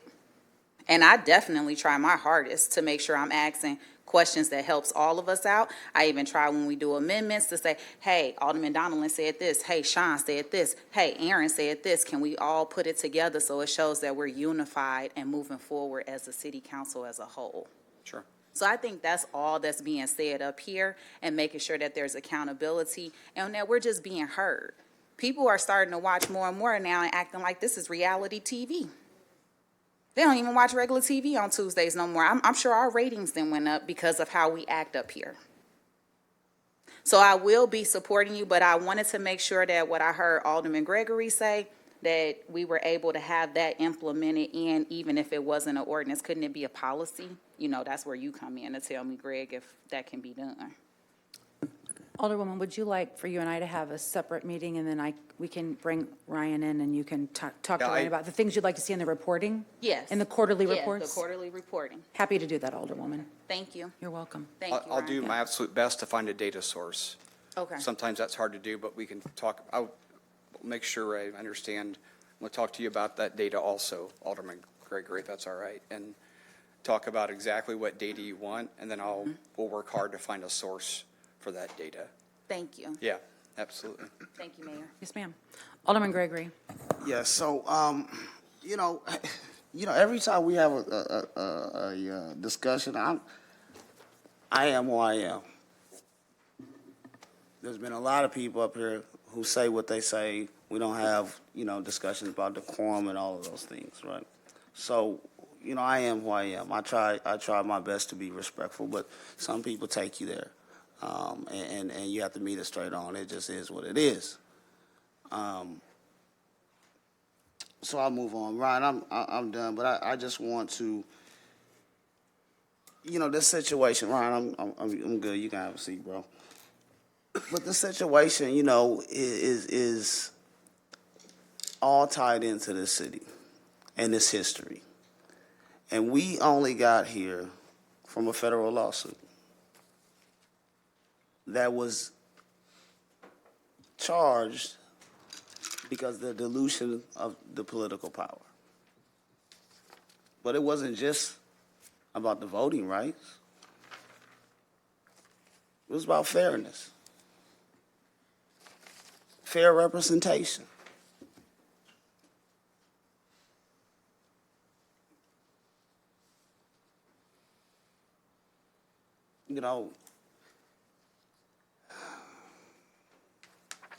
We're asked to walk and, be this so much professional. Oh, you mad because I called you a racist? Guess what? I get called every day. Every day. You know what it feels like to be picking up some cigarette butts and somebody look just like you, throw it, knowing you picking it up. And you can't say nothing.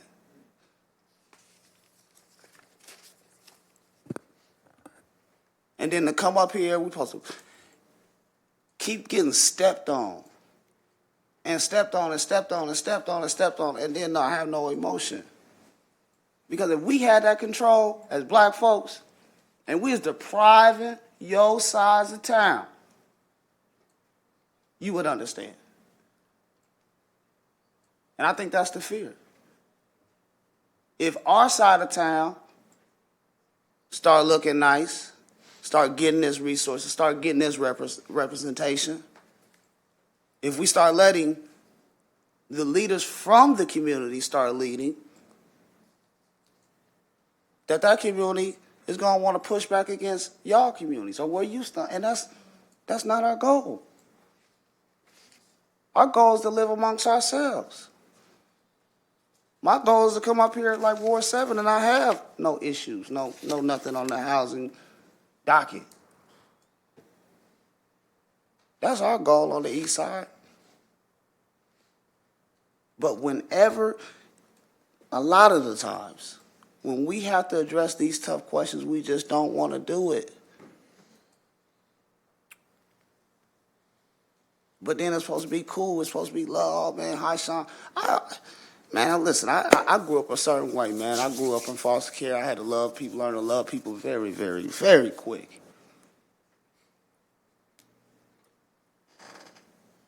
And it hurts me when people do me wrong. And that's why I take that type of attitude. It's wrong. It's terrible that you would do that, because we would never do that to y'all. We would never have an issue as a controlling power on this council and deprive y'all of something that you want to do, or stats that you want to know, of city money that's supposed to be for everybody. It don't matter what it is. We're lowering it. Last year, Mr. McCready spoke on the disparities. That's what he spoke on. He spoke on the disparities. Alderwoman Conley said she want to see the east side grow. They passed 10-0. Now we back to this year. They don't want the money this year. We drawing up something else to y'all liking without consulting anyone of color besides who we like. Gotta do better, and that's just how I am. And I don't apologize for it. I know I'm a little different, but I'm just a person that's real. Any one of y'all could have called me and been like, "Man, Sean, we got this. What do you think about this?" And y'all know I would have talked with you about it and gave my opinions on it, as well as Roy or anyone else. Cap 19A growing. It's doing its thing. People are behind it. It's going to be fine. But what about everybody else? Appreciate you. Thank you, Mayor. Any other discussion from any other alders? Alderwoman Notriano. Thank you, Mayor. Yeah, I would just like to say what I heard in listening to this discussion, where I feel like there may still be a disconnect between Mr. McCready and the council, is whenever we were working on the amendment last year, it was very important. Like, we had discussed reaching out to somebody like Dominic or an organization, but the whole point was not to have them be separate and give them their separate money to do their separate thing. The point was for the Growth Alliance to welcome them in and engage them and offer them access to the expertise that we know is housed in the Growth Alliance. So, I mean, it's great that we're going to give the Springfield project money, but I think it's really important to realize that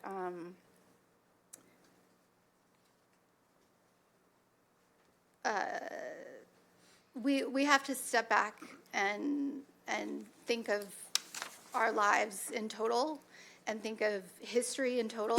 It's not just we come in here and deal with these small issues and deal with personalities. Like, there's a lot of baggage behind each and every one of us we bring with us. And so it's important to be sensitive and to consider others when you're making rules or offering benefits to a population. You don't want to be the person standing up and saying, like, here's a solution. I've got a solution for you. You want to engage people, meet them where they're at, and work together on a solution. And the East Side doesn't need different stuff. They just need access to the expertise and the connections that are in the Growth Alliance. And Ryan, you've already started that, and that's very commendable, and I hope that you continue that. And I'm just really not surprised, not disappointed. I don't know what the word is. But it's just so unfortunate that every time we talk about equity, it turns into a struggle. Like, we're just talking about equity. We're not talking about special treatment. Literally, just giving people access to what other groups have. And it makes you wonder whenever those discussions of equity come up and people think it's, a big to-do or it creates a big, morass or red tape or whatever the case may be. I'm not sure. Like, thinking of it that way is offensive. Right? Because this is what we're up here to do, is to talk about where each of us is coming from and to work for solutions that will benefit our constituents and the city as a whole. I hope that we all realize that giving money to the East Side, empowering Black businesses, doesn't just help the East Side. It doesn't just help Black folks. That helps the whole city, y'all. The whole city. So, yeah, thank you. Thank you. Alderman Gregory? Yes, just real quick, I can't leave this point without making this clear. Alderwoman Purchase. I hear you say this about this money. I just found out about that Monday after work. Roy knew before me, okay? So It was Friday when we spoke. whenever it was, that's how busy I am. It was after work, after we spoke. So the whole point of it, of not letting it move on, is because we were told that's what that person who was getting that money wanted. So we left it there. Furthermore, I don't trust nothing that comes. I like to see it. I spoke on action. So I wasn't about to go drum up about $50,000. I wouldn't, it's cool, but, it ain't nothing to run home and tell. People get more than that for various things. So I just wanted to let you know that it wasn't that somebody was hiding something from you or keeping something from you. It was what that person wanted, that developer wanted, sort of like, how they can keep some stuff from us as the city. And we left it there. So he brought it up, or else it would have came and hopefully had some good things into it and go from there. But it was never to, hide nothing from you or nothing like that. But this is how we get split as a community. This little bit of money. Now we looking at Dominic crazy. Now you looking at us like we held a secret. And this is the game that's been played in America forever, about a little nothing. So we good. Thank you. Appreciate you. Alderwoman Purchase? Thank you, Mayor. ma'am.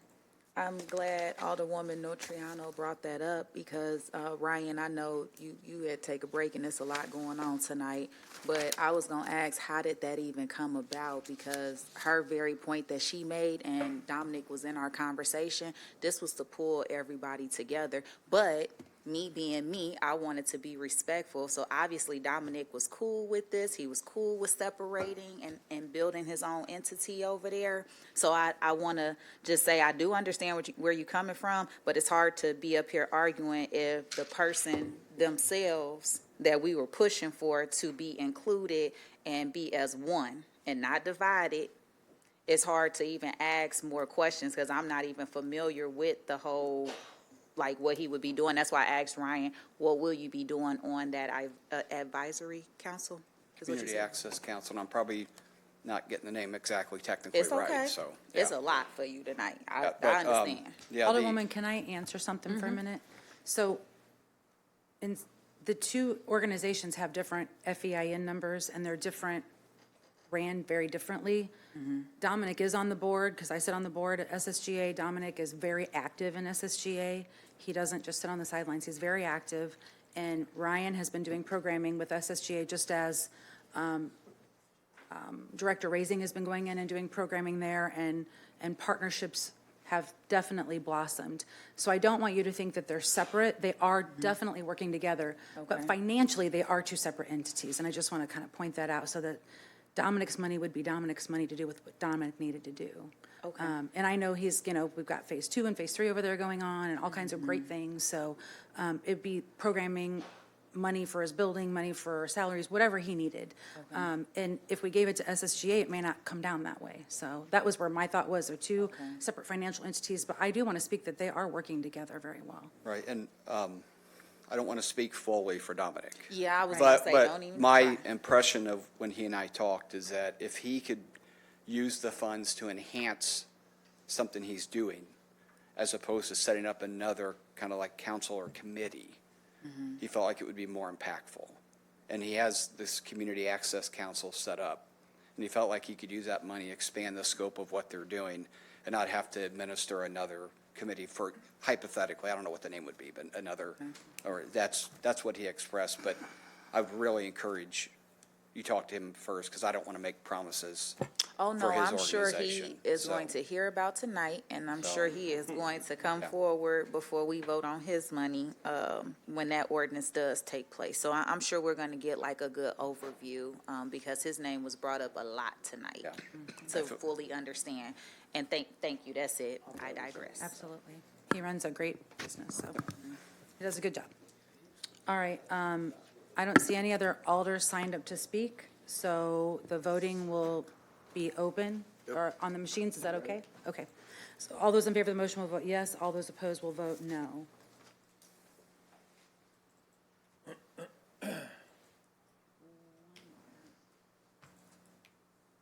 And the motion passes with 7 voting yes, 3 voting no. The next item on the agenda is item number 2026-039, an ordinance waiving a 5-year recapture period for the property located at 1605 South Passfield Street, utilizing the exterior rehabilitation assistance funds in the amount of $3,004. Before we get into,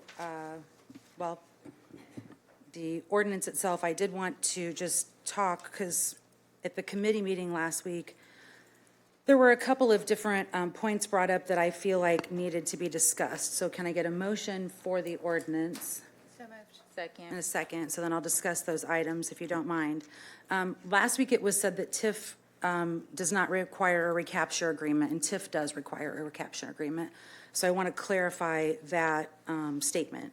There was also a statement made that if a property has lead pipes, the city has to pay for it, and through legislation, that is not true.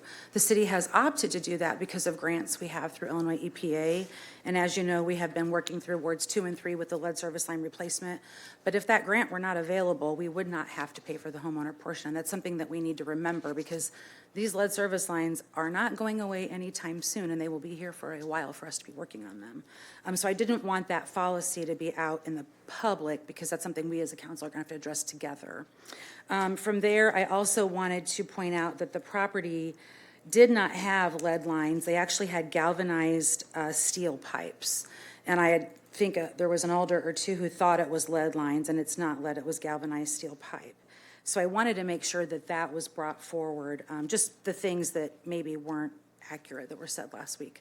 So we have a motion and a second. Do we have any discussion from any alders? Alderwoman Notriano. Thank you, Mayor.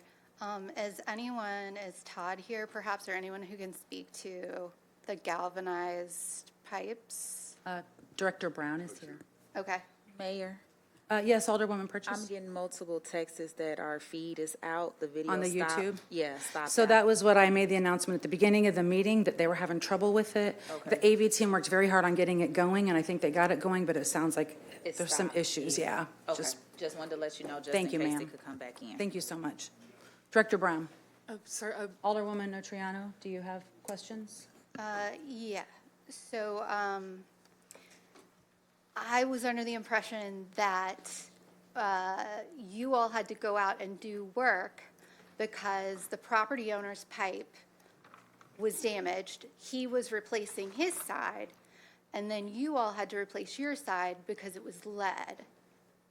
Well, his is not lead, it's galvanized, I believe. So But what we have to work treat it did the same way. city- So we have to go out, when that happens, when the homeowner has something on their side, for whether it's lead or galvanized, we were required then to replace our side.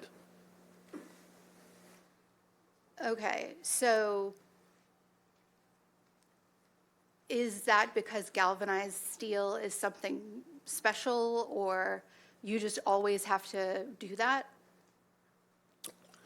When it comes to the lead line rule, so with galvanized, basically, if there's lead in the water supply, it can basically leach it into its metal and then re-release it. Effectively, with our water the way it is, though, it coats the piping, so there's not really a risk for that. However, by the law, we have to replace our side of it.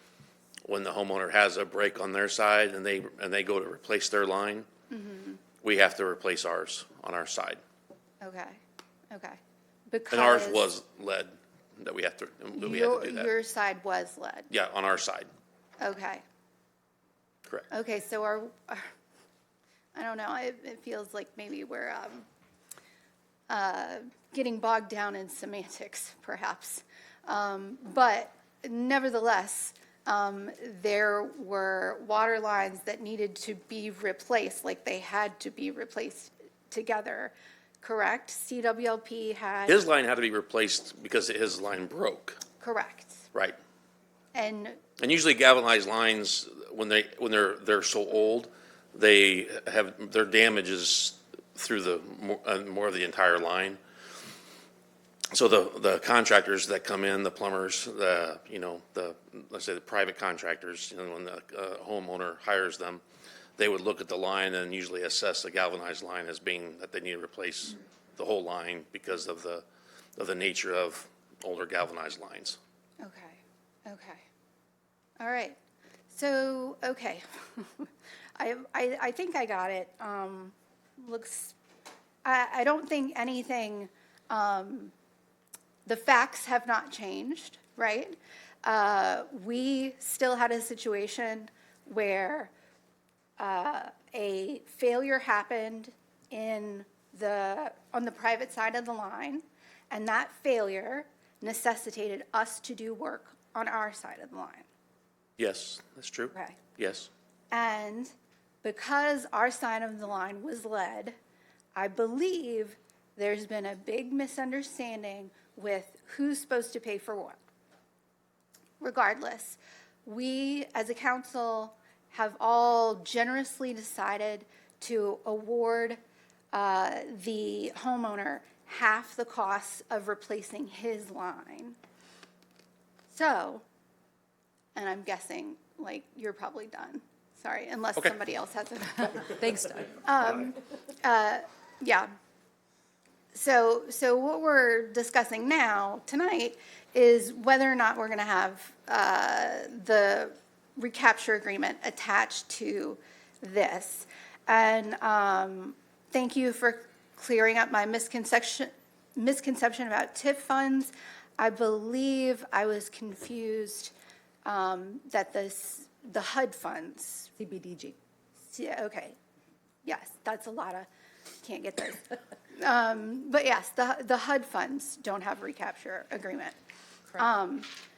So that brings us back to the facts of the matter. We as a city, because the HUD funds are federal and they decide what they're going to do about their funds, we as a city have control of the TIF funds and we have control of this citywide rehab funds.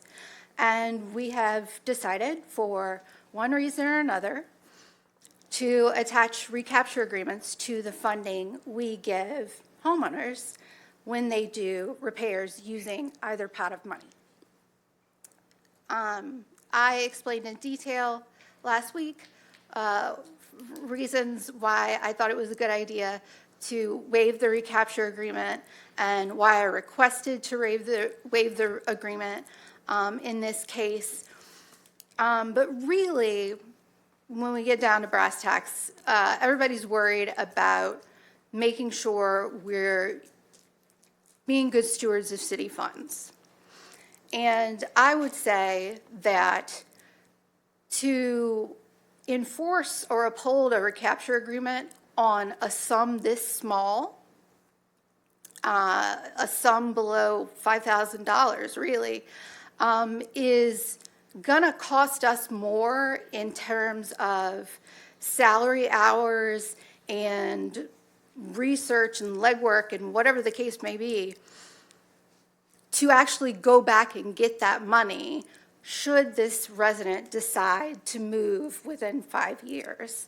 And chances are the money we're going to be spending all these worker hours on is going to be negligible. Like, we're talking hundreds of dollars probably. So that's just another reason why I'm asking everyone to support this ordinance and waiving the recapture agreement for this particular resident, and then also considering that we go back and look at the rules of some of our TIF districts and of this program in particular, and see if not, if it wouldn't be a good idea to revise the way we think about recapture agreements for everyone. Thank you. Thank you. Alderman Williams? Yes, thank you, Mayor. Again, I was out last week, so I did want to weigh in. I heard the slippery slope theory. I heard a whole lot when I was listening. And what I would say to that, again, citizens first. So when we look at all these extras that we're doing in the police department, the fire department, if we want to find the money because our EPA is saying it's getting unsafe, we need to find the money. Anytime a homeowner can't afford to do their side of it, we have to apply for these grants that the EPA at both the state and the federal level have. We can't paint this picture, well, we're slippery, so we really ain't gonna do nothing. We're gonna have to do them. We can't have partial.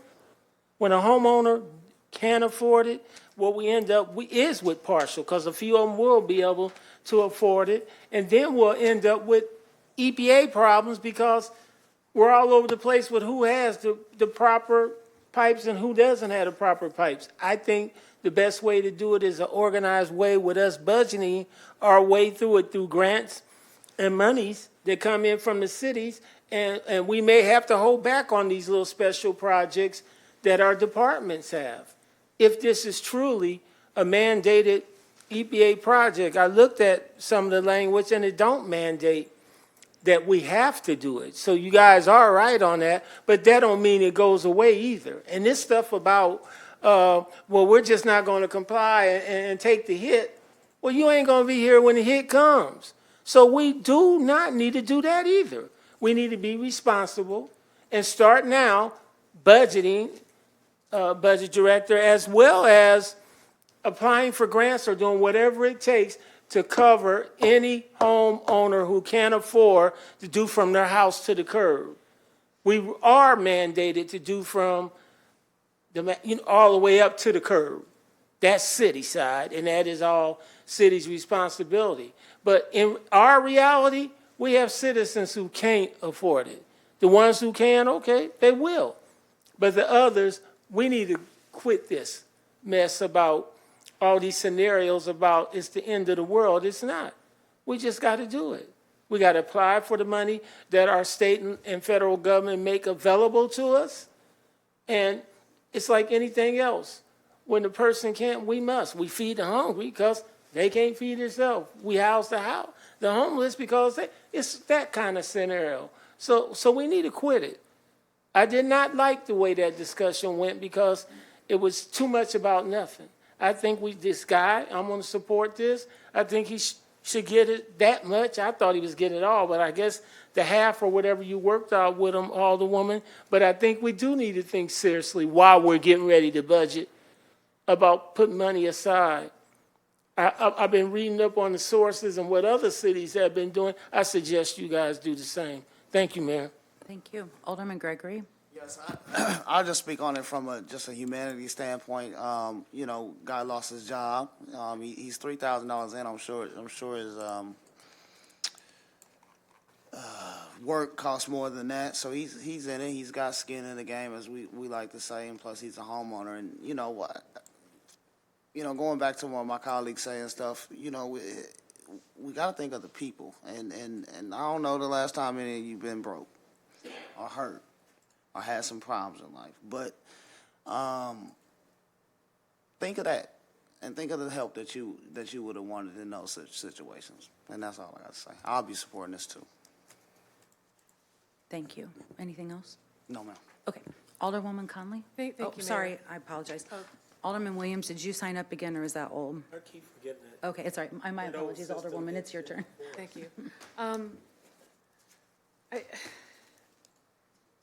This program came from an ordinance that I brought forward because I saw people in my ward who don't have access to TIF, who don't have access to the cannabis funds, who will not have access to the homeowner side work that we'll be doing with the lead lines in wards 2 and 3.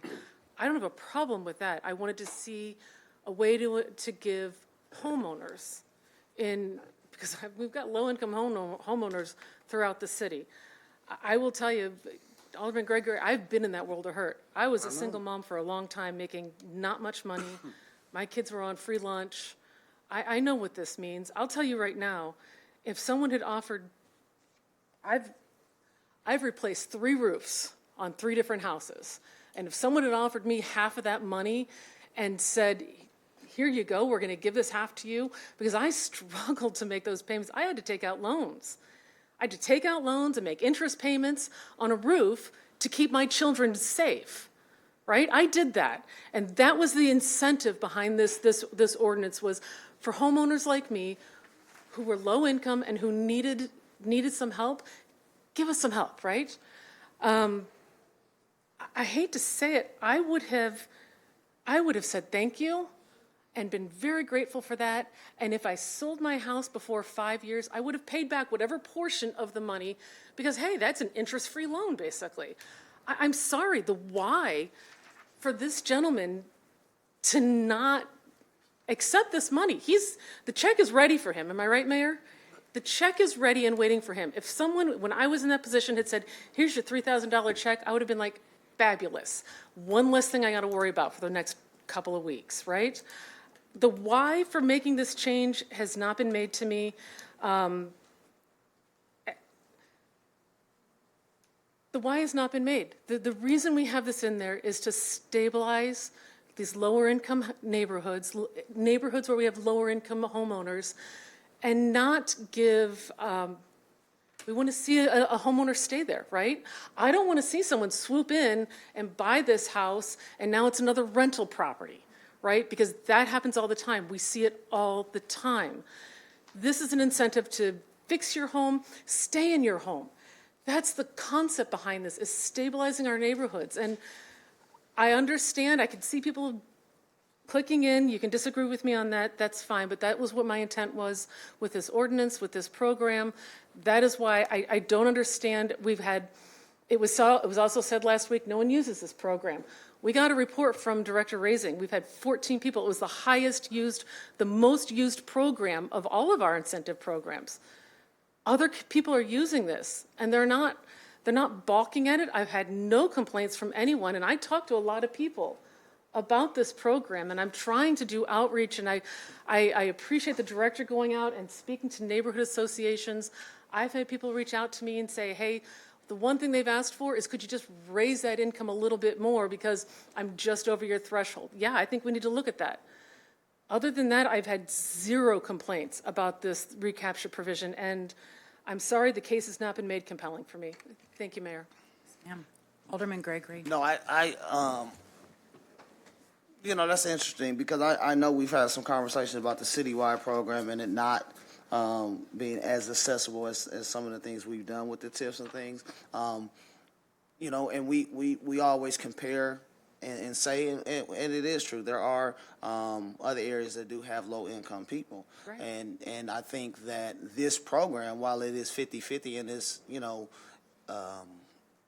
okay, there was an older lady, she called me from outside of my ward, and she talked to me, but she had the money.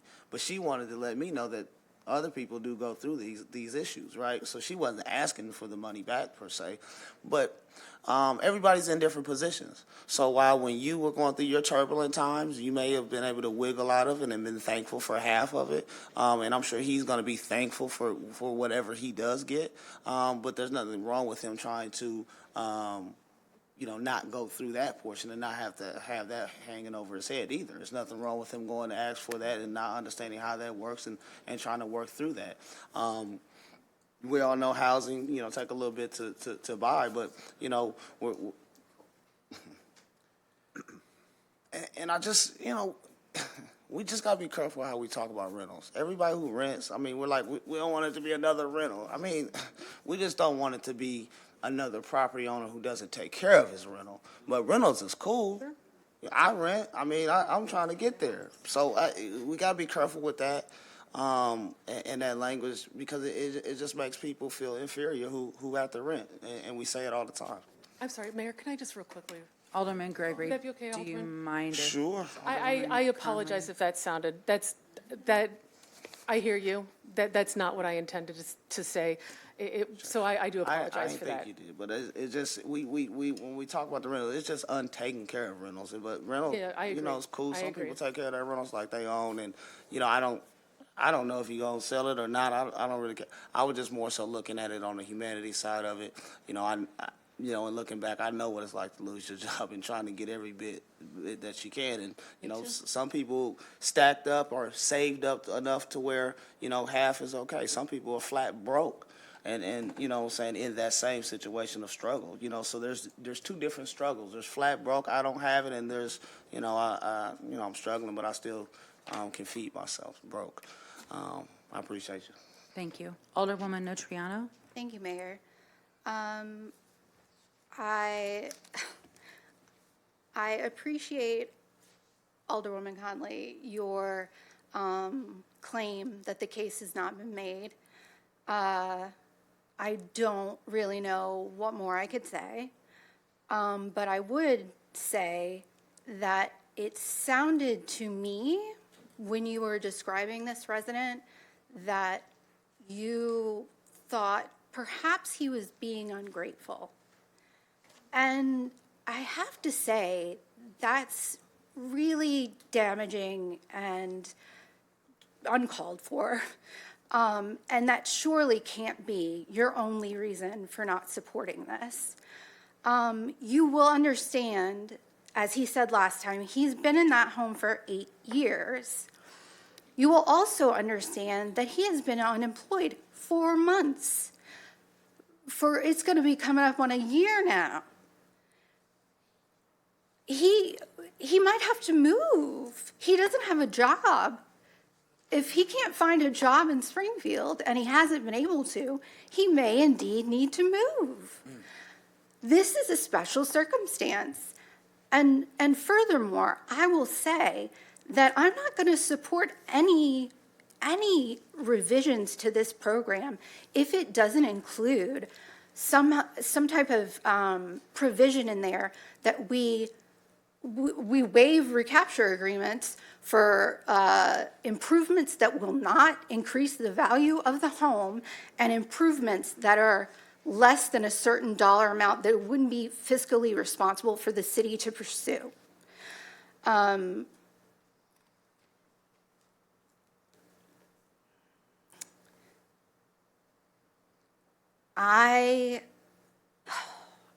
would just like to apologize to the homeowner that I will apologize to the homeowner that it has taken this much to get you this little. I should have asked for more. Thank you. Alderwoman Conley. Thank you, Mayor. I want to be very clear that I speak only to my own experiences and only to my own feelings and thoughts on something. I was not speaking to anyone else, and I certainly didn't intend to imply any intentions or feelings or concepts that someone else should have. I was talking about my own personal experience. So let me be very clear, I'm not questioning his motives, his thoughts, his concepts. I don't know your resident, and I haven't had any one-on-one conversations with him, so I would never speak for anyone's experience other than my own. I'd be very clear about that. Thank you, Mayor. Alderman Gregory, I'm going to tell you that I think probably everyone up here has been a renter at one point in time in this council, in this horseshoe, I would bet. So, Right now, who yeah. renting? Yeah, I Who would bet renting all of right us. now? So, yeah. So, Right now, since you've been in office. Yeah, everybody. Since you've been in office, Alderwoman Burgess. when the last time you rented something? Yeah. Raise your hand. The only thing I would like to say about this particular ordinance before we take a vote is I am concerned about the precedent set in the last 2 years, just since I've been mayor. We have 77 recapture agreements signed that total $397,286. So I would be concerned as the administration of who might come back and say, hey, I can't afford this either. So we just need to make sure what precedents we're setting, that's all. Any other alders have anything to say? Alderwoman Notriano. Thank you, Mayor. Corporation Counsel, would you please speak to that as a potential claim? Well, as far as legal recourse, the city would be protected from this for tort immunity as a legislative action. So there would be no legal recourse. However, again, the city council having that privilege could also be asked, any one of those could come back and ask for the recapture agreement to be waived. So until there's a change in the program, legally, we will still put this in all of our contracts. It's a part of a lot of our programs. But the city council can waive this one, they can waive the next one, they can choose not to waive the next one. So it's your decision, not mine. But there is no danger by us passing this. We're not putting the city in jeopardy. Well, you could receive similar asks from anybody who has one of But these. that's not a lawsuit? Well, are you asking if we could be sued? Yeah, Okay, again, tort immunity would protect you from your legislative thank you. decision. Thank you. No, but, Alderman Hanauer. but I'm Oh, not sorry, done. Alderwoman Notriano, are you finished? Thank you, Mayor. I, once again, would just like to say, this person is unemployed. Can any of the other low-income folks who have gotten assistance say that they've been unemployed for the greater part of a year? Wow. Thank you. Alderman Hanauer. So, Corporation Counsel, just so I'm clear, people that had previous agreements, they could come back and sue us and say, well, I want to be able to move too, couldn't they?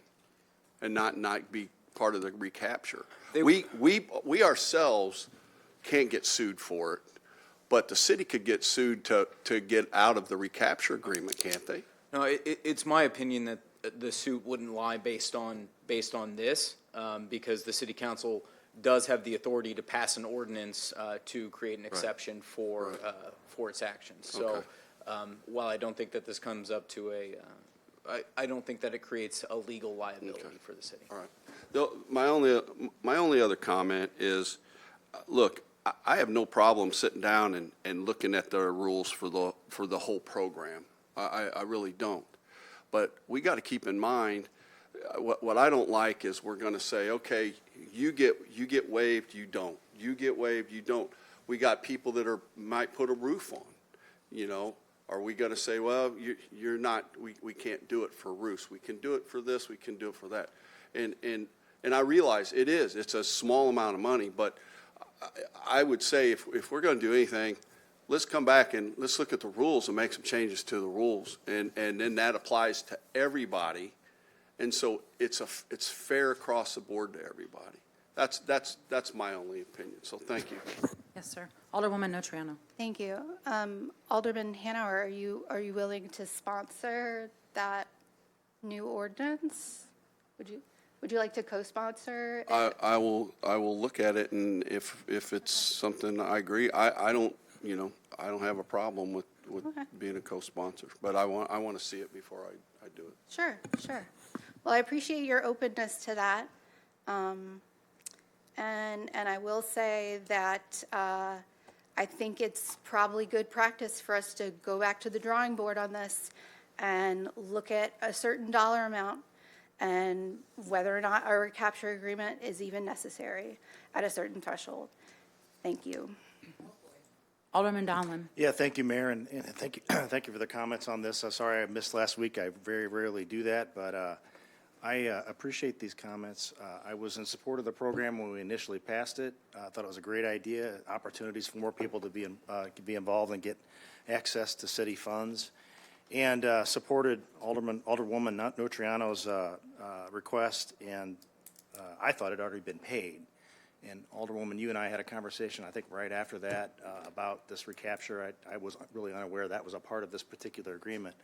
I've had conversations with, let's just say, some folks on the city staff about basically what Alderman Hanauer and you've been discussing about opportunities to make best use of our staff time, best use of, we'll say, it's really staff time we're talking about. We'll say money, it equates to that.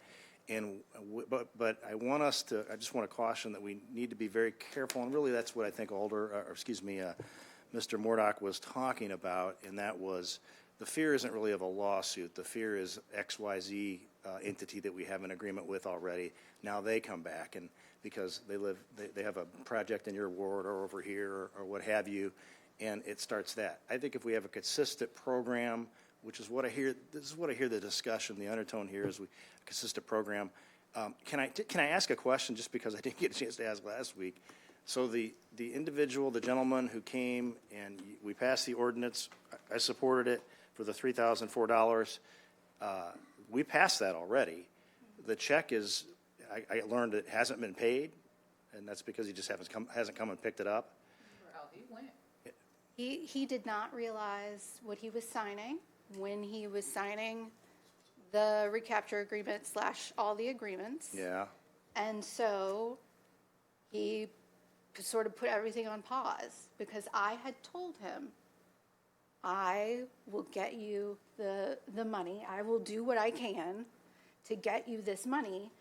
And that requires us waiving a whole host of program requirements. He was supposed to let us know before he did this project and gotten paid for it. But this was a situation where he didn't have any water in his house. He couldn't stay in his house. We couldn't continue to collect his tax dollars had this repair not been done. And thank goodness he had the money to pay it. And all I've been trying to do is just get him half of that back. And because of his special circumstance of being unemployed, having lived there for a long time, so on and so forth, not have to worry about this recapture agreement. And then, and honestly, the problem, the reason that we put these recapture agreements in place is because we didn't want people taking advantage of the program to flip their houses. He's not getting a cent more for that water line. He's not getting a red cent more. Thank you. Thank you for that clarification. And I would like to work with Corporation Counsel and you and whomever else on altering the rules so that, and they're consistent throughout, so that exactly what you described earlier, we're best utilizing our staff time and being realistic. Because let's just face it, a situation like this, and I'm glad we didn't mention the gentleman's name, but a situation like this, it's better to have a occupied, viable house that is generating dollars that someone's able to live in, that's participating in the community, than having a house, and I know I'm stating the obvious, but that's empty and we can't occupy. So thank you very much. And to that, I would encourage each alderperson to email Corporation Counsel ideas of what you'd like to see changed in the citywide rehab, because I'm sure there are multiple ideas floating around, so I would email those to him. Excuse me, sorry, Alderwoman Conley. Thank you, Mayor, and I should probably clarify, I do have some language I'm working on that I haven't gotten to yet, but, and I think being consistent and, you know, the concept of a threshold for a clawback is something we should be considering. But I think, yeah, so thank you, Mayor. I do have some ideas I'm working on, but thanks. I figured there'd be lots. I hope so. Any other alders? All right, we okay to vote on the system? Okay. Seeing none, those in favor of the ordinance will vote yes, those opposed will vote no.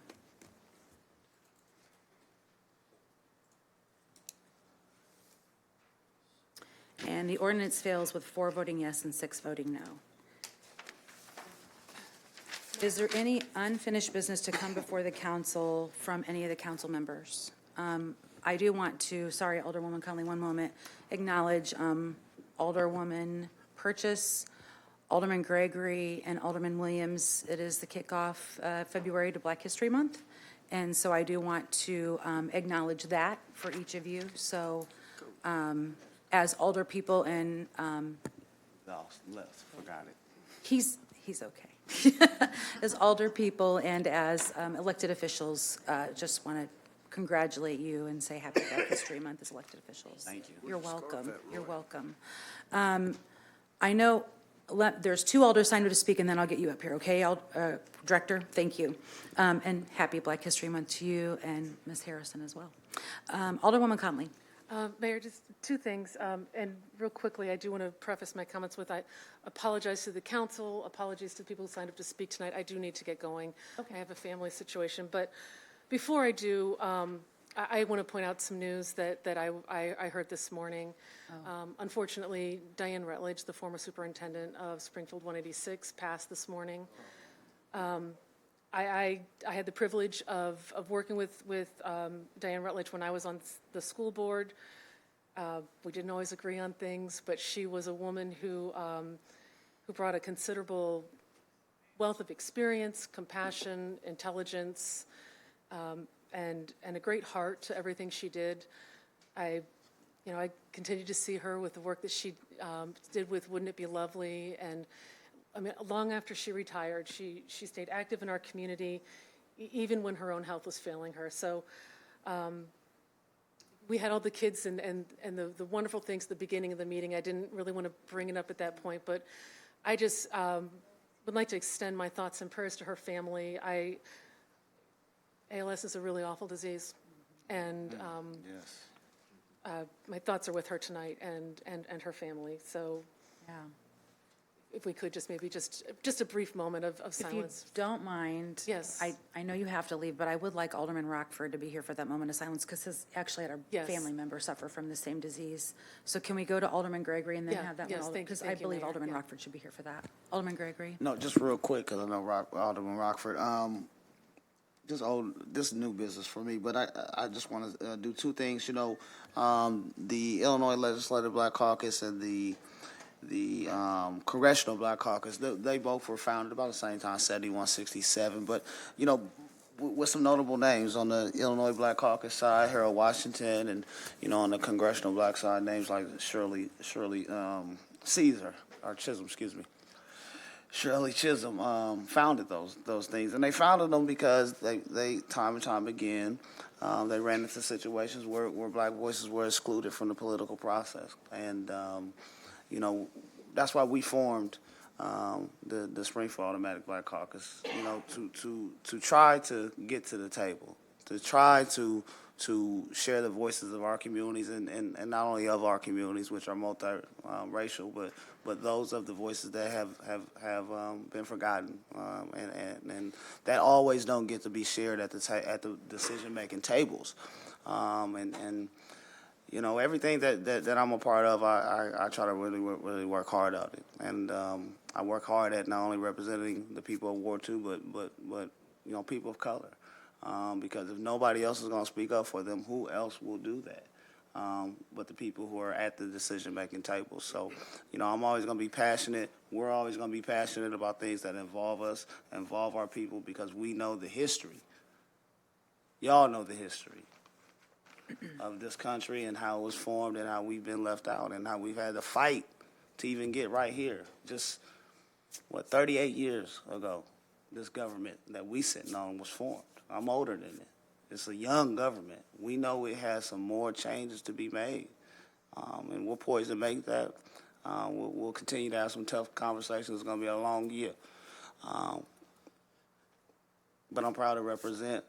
I can tell you that some of the things that go on in politics as a black elected official are just so irritating, because before I ever cared about politics, we used to feel a certain way about politics. We used to feel like it was fixed. Used to feel like people didn't care about us. We used to feel like that we would never see any growth. And now that I sit at this table, much of it is true. And it's very, very, very hard to really lead when you're outnumbered or in thoughts and just about who you are. So we're going to keep pushing because our ancestors and people before us did the same for us to get here. So I appreciate everyone, for listening at times. And I just hope that we, going forward, that we continue to keep open minds and listen to people of color and minorities and people who come from the poorest area in our city on how we can improve and take their ideas for a chance. Thank you. Oh, one last thing. One last thing. I got to do this for my girl. Tomorrow, today the 3rd, tomorrow, February 4th, 2026, at AMC Theater 12 out west, 3141 Mercantil Drive. They are showing Moses, the Black. It is featuring Omar Epps and Wiz Khalifa, if you know who that is. But it will be out there tomorrow. Wow, I was reading the rest of this. And as of now, not one single ticket has been purchased. So I put that out there to the community to go see that. So go take your time to learn something new. Get out your comfort zone for once. Wow, I didn't read the rest of that. That's shocking, but I can't say that's shocking. But people of this community, make sure we get out and go support this great event. So thank you. Alderman Rockford, I chose to wait for you to return to have a moment of silence for Diane Hillard-Simbel because I'm sorry, Diane Rutledge. Dr. Di is my friend, sorry. Diane Rutledge, because she passed away today, but she suffered from the same disease your brother did. And I wanted you to be here for that because of your brother. Yep. Yeah. Thank you. You're welcome. So we'll have a moment of silence for her and for Danny. Not Danny. Stevie.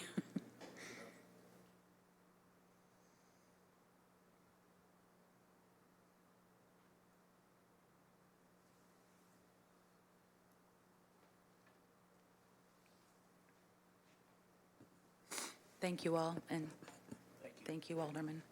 Thank you, Mayor. Yeah, thank you, Alderwoman, and good luck with your family. You're welcome. Unfinished business, do we have any more? I know we have new business because Director Posey is going to talk new business. And if Amy Raising is still here, I will have her talk about the same thing Alderman Gregory brought up if she hasn't. Do you want to speak on that as well after Director Posey, the movie? Okay. Director Posey, I'm going to let you speak, and then Director Raising. Good evening, everyone. Happy Black History Month. Happy Black History Month. Some tough conversations and a lot of talk of struggle and different kinds of struggle. But it was Marcus Garvey who said, without struggle, there is no progress. And I believe that tomorrow evening we make a step toward progress at 6:30 p.m. as we kick off our Springfield Minority Business Institute. We have 29 minority business owners and nonprofit organizers who already signed up to attend. We already have a waiting list that has started to run the session again sometime this year. We've had an overwhelming amount of support and interest from the community and community partners.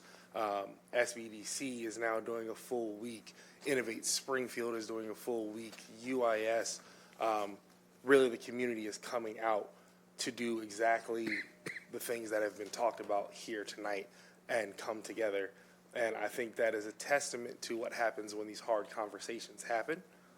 And they birth something beautiful if you can really shape it into something great. And I believe that the education and the opportunities that we're presenting to these minority business owners will blossom into something great and something sustainable and something strong for our community that we can be extremely proud of. So that kicks off tomorrow night at 6:30 p.m. at our community room. For any of our minority business owners and nonprofit organizers that did not make the list this time, please continue to call the Office of Community Relations. Please continue to email my office coordinator, Sean Rydell. We are making another list. We said we were going to cap it close to 30. We got to 29. I had 30 chairs in the room, so we capped it there. But from the way things are going, it looks like we might have another 30 people to sign up before we reach the end of Black History Month, which would be wonderful. So we continue to encourage people to keep reaching out, and as I said before, we will run this program as many times as we need to, as many times as the people need it.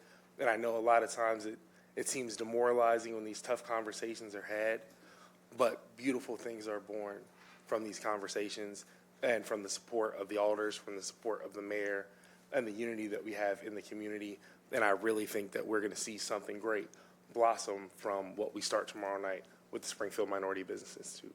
Director, thank you for putting it together as well. Kudos to you and your team for that as well. So, yeah, Alderman Gregory. No, I just want to thank you as well, and I'm always on the issue. I'm learning from my friend over here, but fantastic job. I've gotten the calls from people who want me to beg you to get them in tomorrow's class. However, that is exactly what we needed. We need every time that we're going to have people who are on TV and reputable and know our system to give a help. People are hungry for that knowledge, and this thought process that everybody just wants something handed to them is old and played out, because that's not the truth at all. There are so many people working hard to figure it out. I'm one of them, there's a lot of energy in our community, not only East Side community, but throughout our city. People are not waiting on anyone. They're going after it themselves. We see it downtown. Sure, they want government's help, but people are picking up themselves, and they're really, really trying to figure things out. So I appreciate the program. I look forward to stopping through tomorrow, and just keep going. Appreciate you. Thank you, Director Posey. Director Raising, do you have some? Yeah, just for those that may not know that are in the chambers, I thought it would be a good piece of information. Yes, I had the privilege of hearing from one of my team members and then brought it to the city. I mentioned it at a director's meeting. One of my team members' family is not only involved in the movie, it's based on their story. And so she was able to go to Chicago in the bitter cold a couple weekends ago and be at the premiere. It is a true story. It's a true story of overcoming and what somebody's potential can be. I immediately reached out to Teresa Haley, who has a grant through she's using she's using Visions 1908 Second Chance program that's with an ICEJA grant that the city is working with her on. It's very, I don't want to say reminiscent of that, but it's a second chance. It tells that story. And again, my team member couldn't be prouder. She was very sad tonight when she too realized that ticket sales were not sold. She personally went and bought 2 tickets tonight, and she's giving them away through a promotion she's doing to friends and family online, I think is the way she's doing it. But we keep telling her we want to see pictures from the premiere, and she's like, they took our phones, we couldn't take any pictures, so we want to see. They were really dressed up and had a great time at the premiere in Chicago. But it truly is telling a story of overcoming, telling a story of people's potential. On Saturday, I was at, again, Visions 1908 Second Chance did an expungement summit, and it was exactly that. It was telling the story, getting resources to people from legal aid, so that people can talk about overcoming being incarcerated and what you can do in the community, back in the community. So I can certainly share that. I also want to tell you that OPED has the privilege of being the first presenters at the Minority Business Institute tomorrow night. I'll have all 4 leaders of our divisions of the agency there to tell about resources, tell about Grants 101, how to find additional resources individually, what the city offers for support for small businesses and nonprofits. And we've spent the last number of days preparing materials, both handouts as well as an extensive presentation by all of us about what we can do for these attendees tomorrow night. So we're excited to kick it off. Thank you. Cool.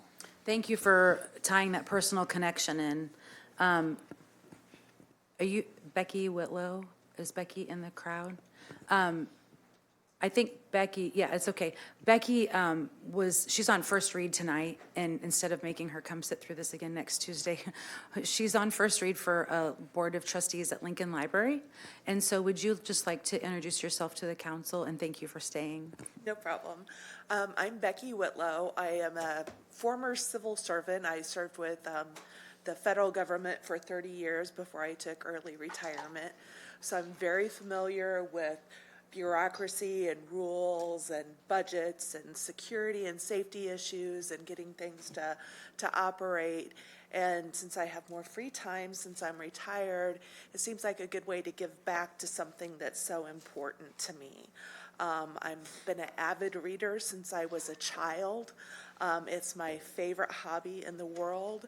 I've been active with the library in a number of fashions, both through volunteering, serving on the Friends of the Library Board for a number of years, and attending its multiple programs. So I'm hopeful that I'll be approved for the board so that I can give back to the cause that means so much. Thank you for being interested and being on the board. We appreciate it. Thank you. Thank you. Appreciate you. Yeah. Any other new business? Are the council members okay for us to go to citizens signed up to speak? Okay, we're going to move to that. Clerk? Okay. Cindy Cantwell.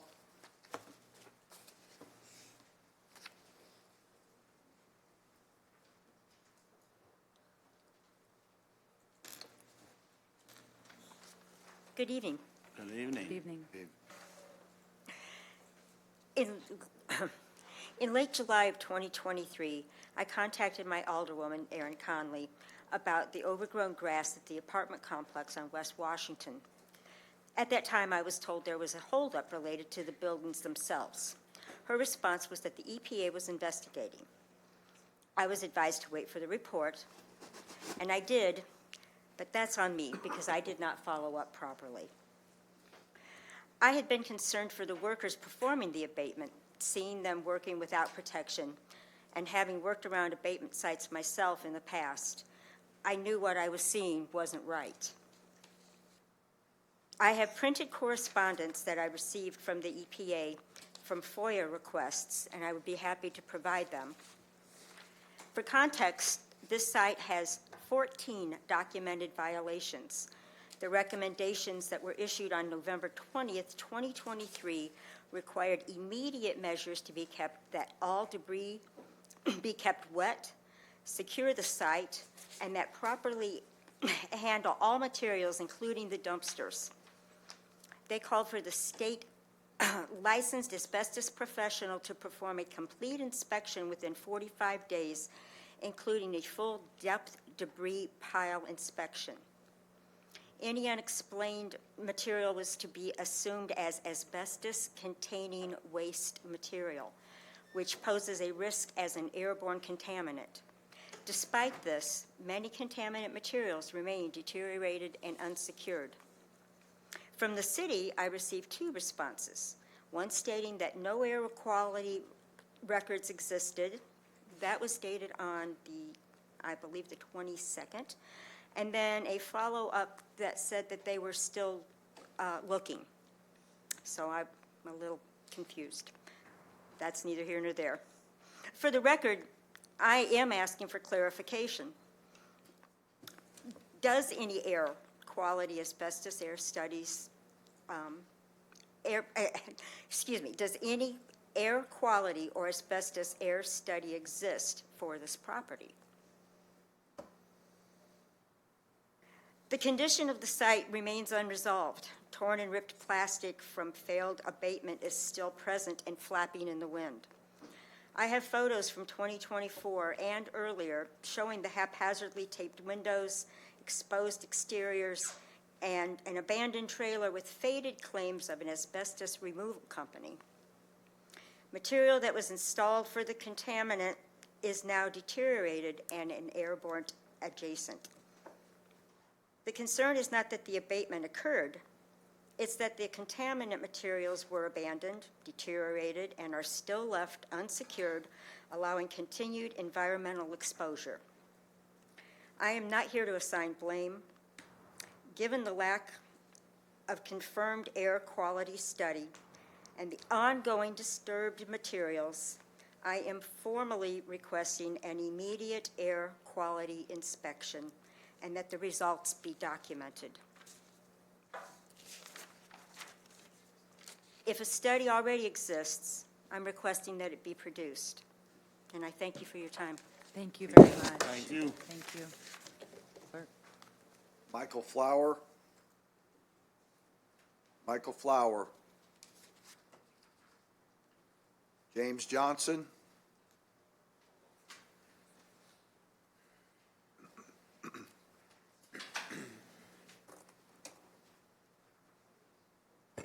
Good evening. Good evening. I want to start with, I'm not going to recognize that it's Black History Month because Black History Month to me is every month. Yes, sir. But in January at the Martin Luther King breakfast, I saw a whole bunch of people acting like they really care about Black people and Martin Luther King's dream. And for all you ones who took pictures and posted it on Facebook like you were really doing something with minorities in your photo, we see right through it. Because the way this meeting started tells me everything. We still dealing with the same stuff we've been dealing with. I've been up here doing this for 20 years. And that Ward 2 and Ward 3, we still have to fight the way we fight just to get anything. And it's sad. It's pathetic. I really prefer you to show your real true colors and don't play with it. But I didn't sign up for that. I signed up, it says Springfield, but I'm a hyphen that with SPD, Mayor. Now, our citizens of the Springfield need to know the truth. Now, Alderwoman Lakeisha made a comment about a meeting ago or so, and it haven't went anywhere. So there's been some shootings in our community on the east side, and then there's been one up on the north end. And I didn't see the chief up here, and he's not in the room, but when nobody standing up here talking about the black-on-black crime where a young black male got shot and killed.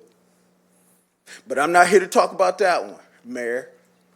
Let's talk about how come we ain't heard much about the officer-involved shooting. I've been waiting. I ain't been up here all year. I've been watching, and I ain't heard nothing from our mayor. I ain't heard nothing from our chief. And to the state police, whatever camera is on, we're waiting on those results, the video, body cameras. We're waiting. We want to know. Now, I know you're going to say we can't talk about it. And I know you already should have your story because we're going on almost a month. And we ain't heard nothing. Now, I get it, Mayor. Minnesota's been in the news, and they've been taking top story. But this officer-involved shooting, we want to know the truth. Because a black male was shot, and far as I know, he's still in the hospital. But we want to know the truth. And no, we don't condone what they were doing because I already know the excuses. And I ain't trying to hear that they were gang members. But if he was shot, and he was shot unjustly, I'm going to speak for myself. I'm going to be a little upset because I've been around here fighting at this horseshoe even when you sat over there, trying to keep peace in this community and trying to bring the community and the police department together. I done spent years sticking my neck out.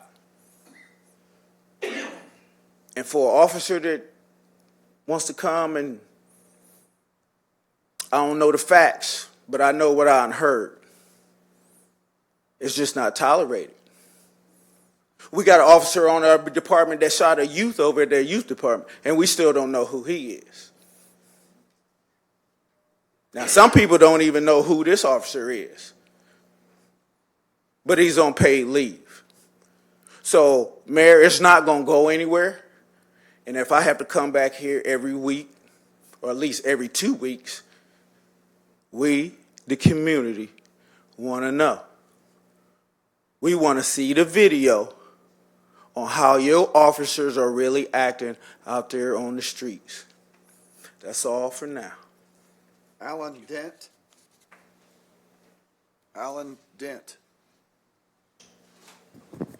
Ken Pesha.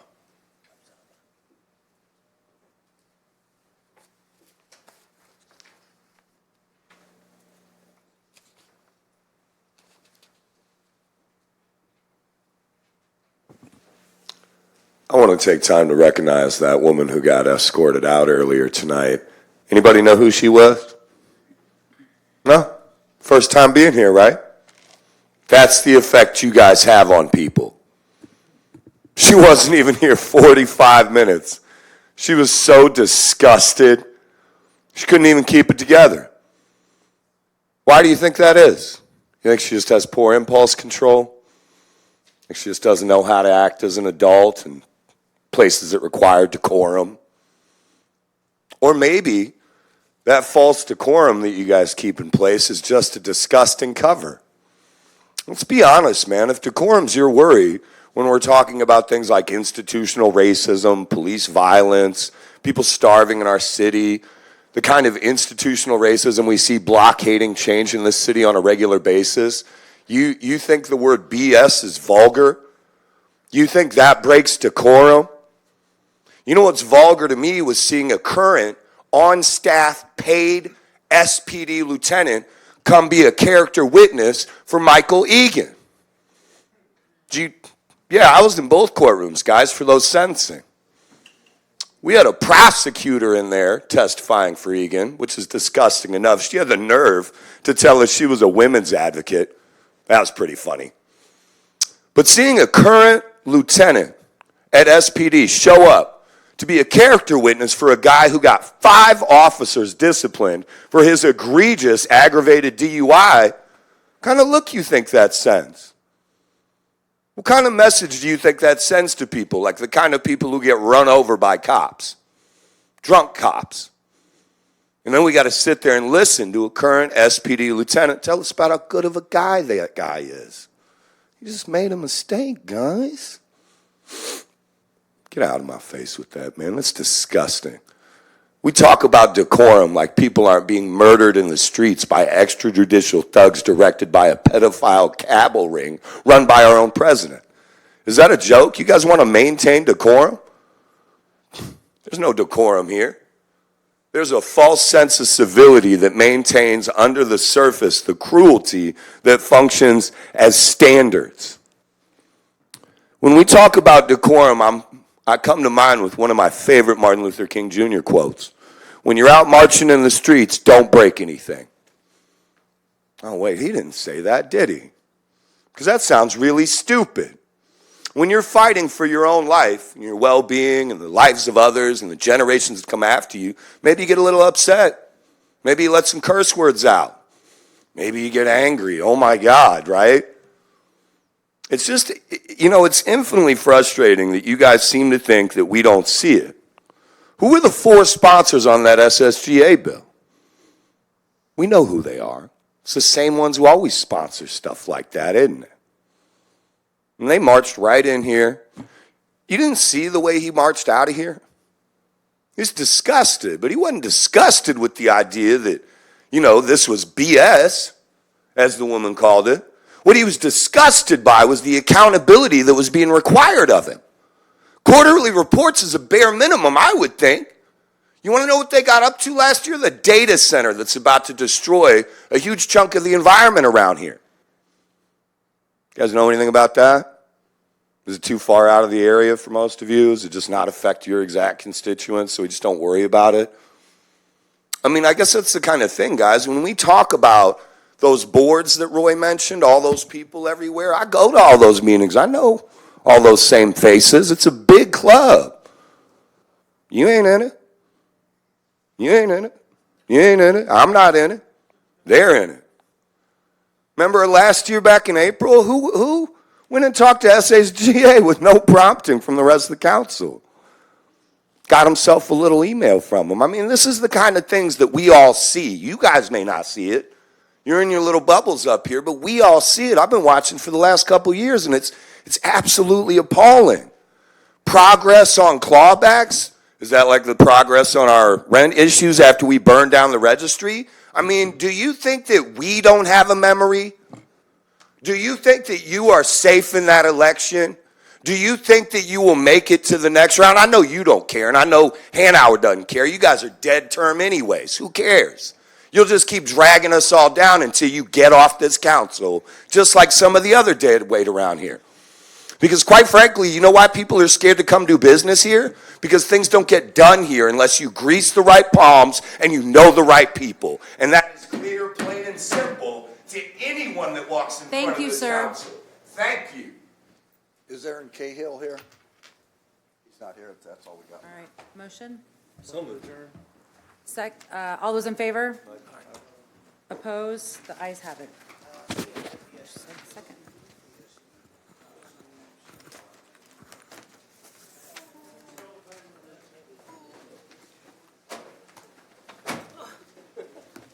Thank you for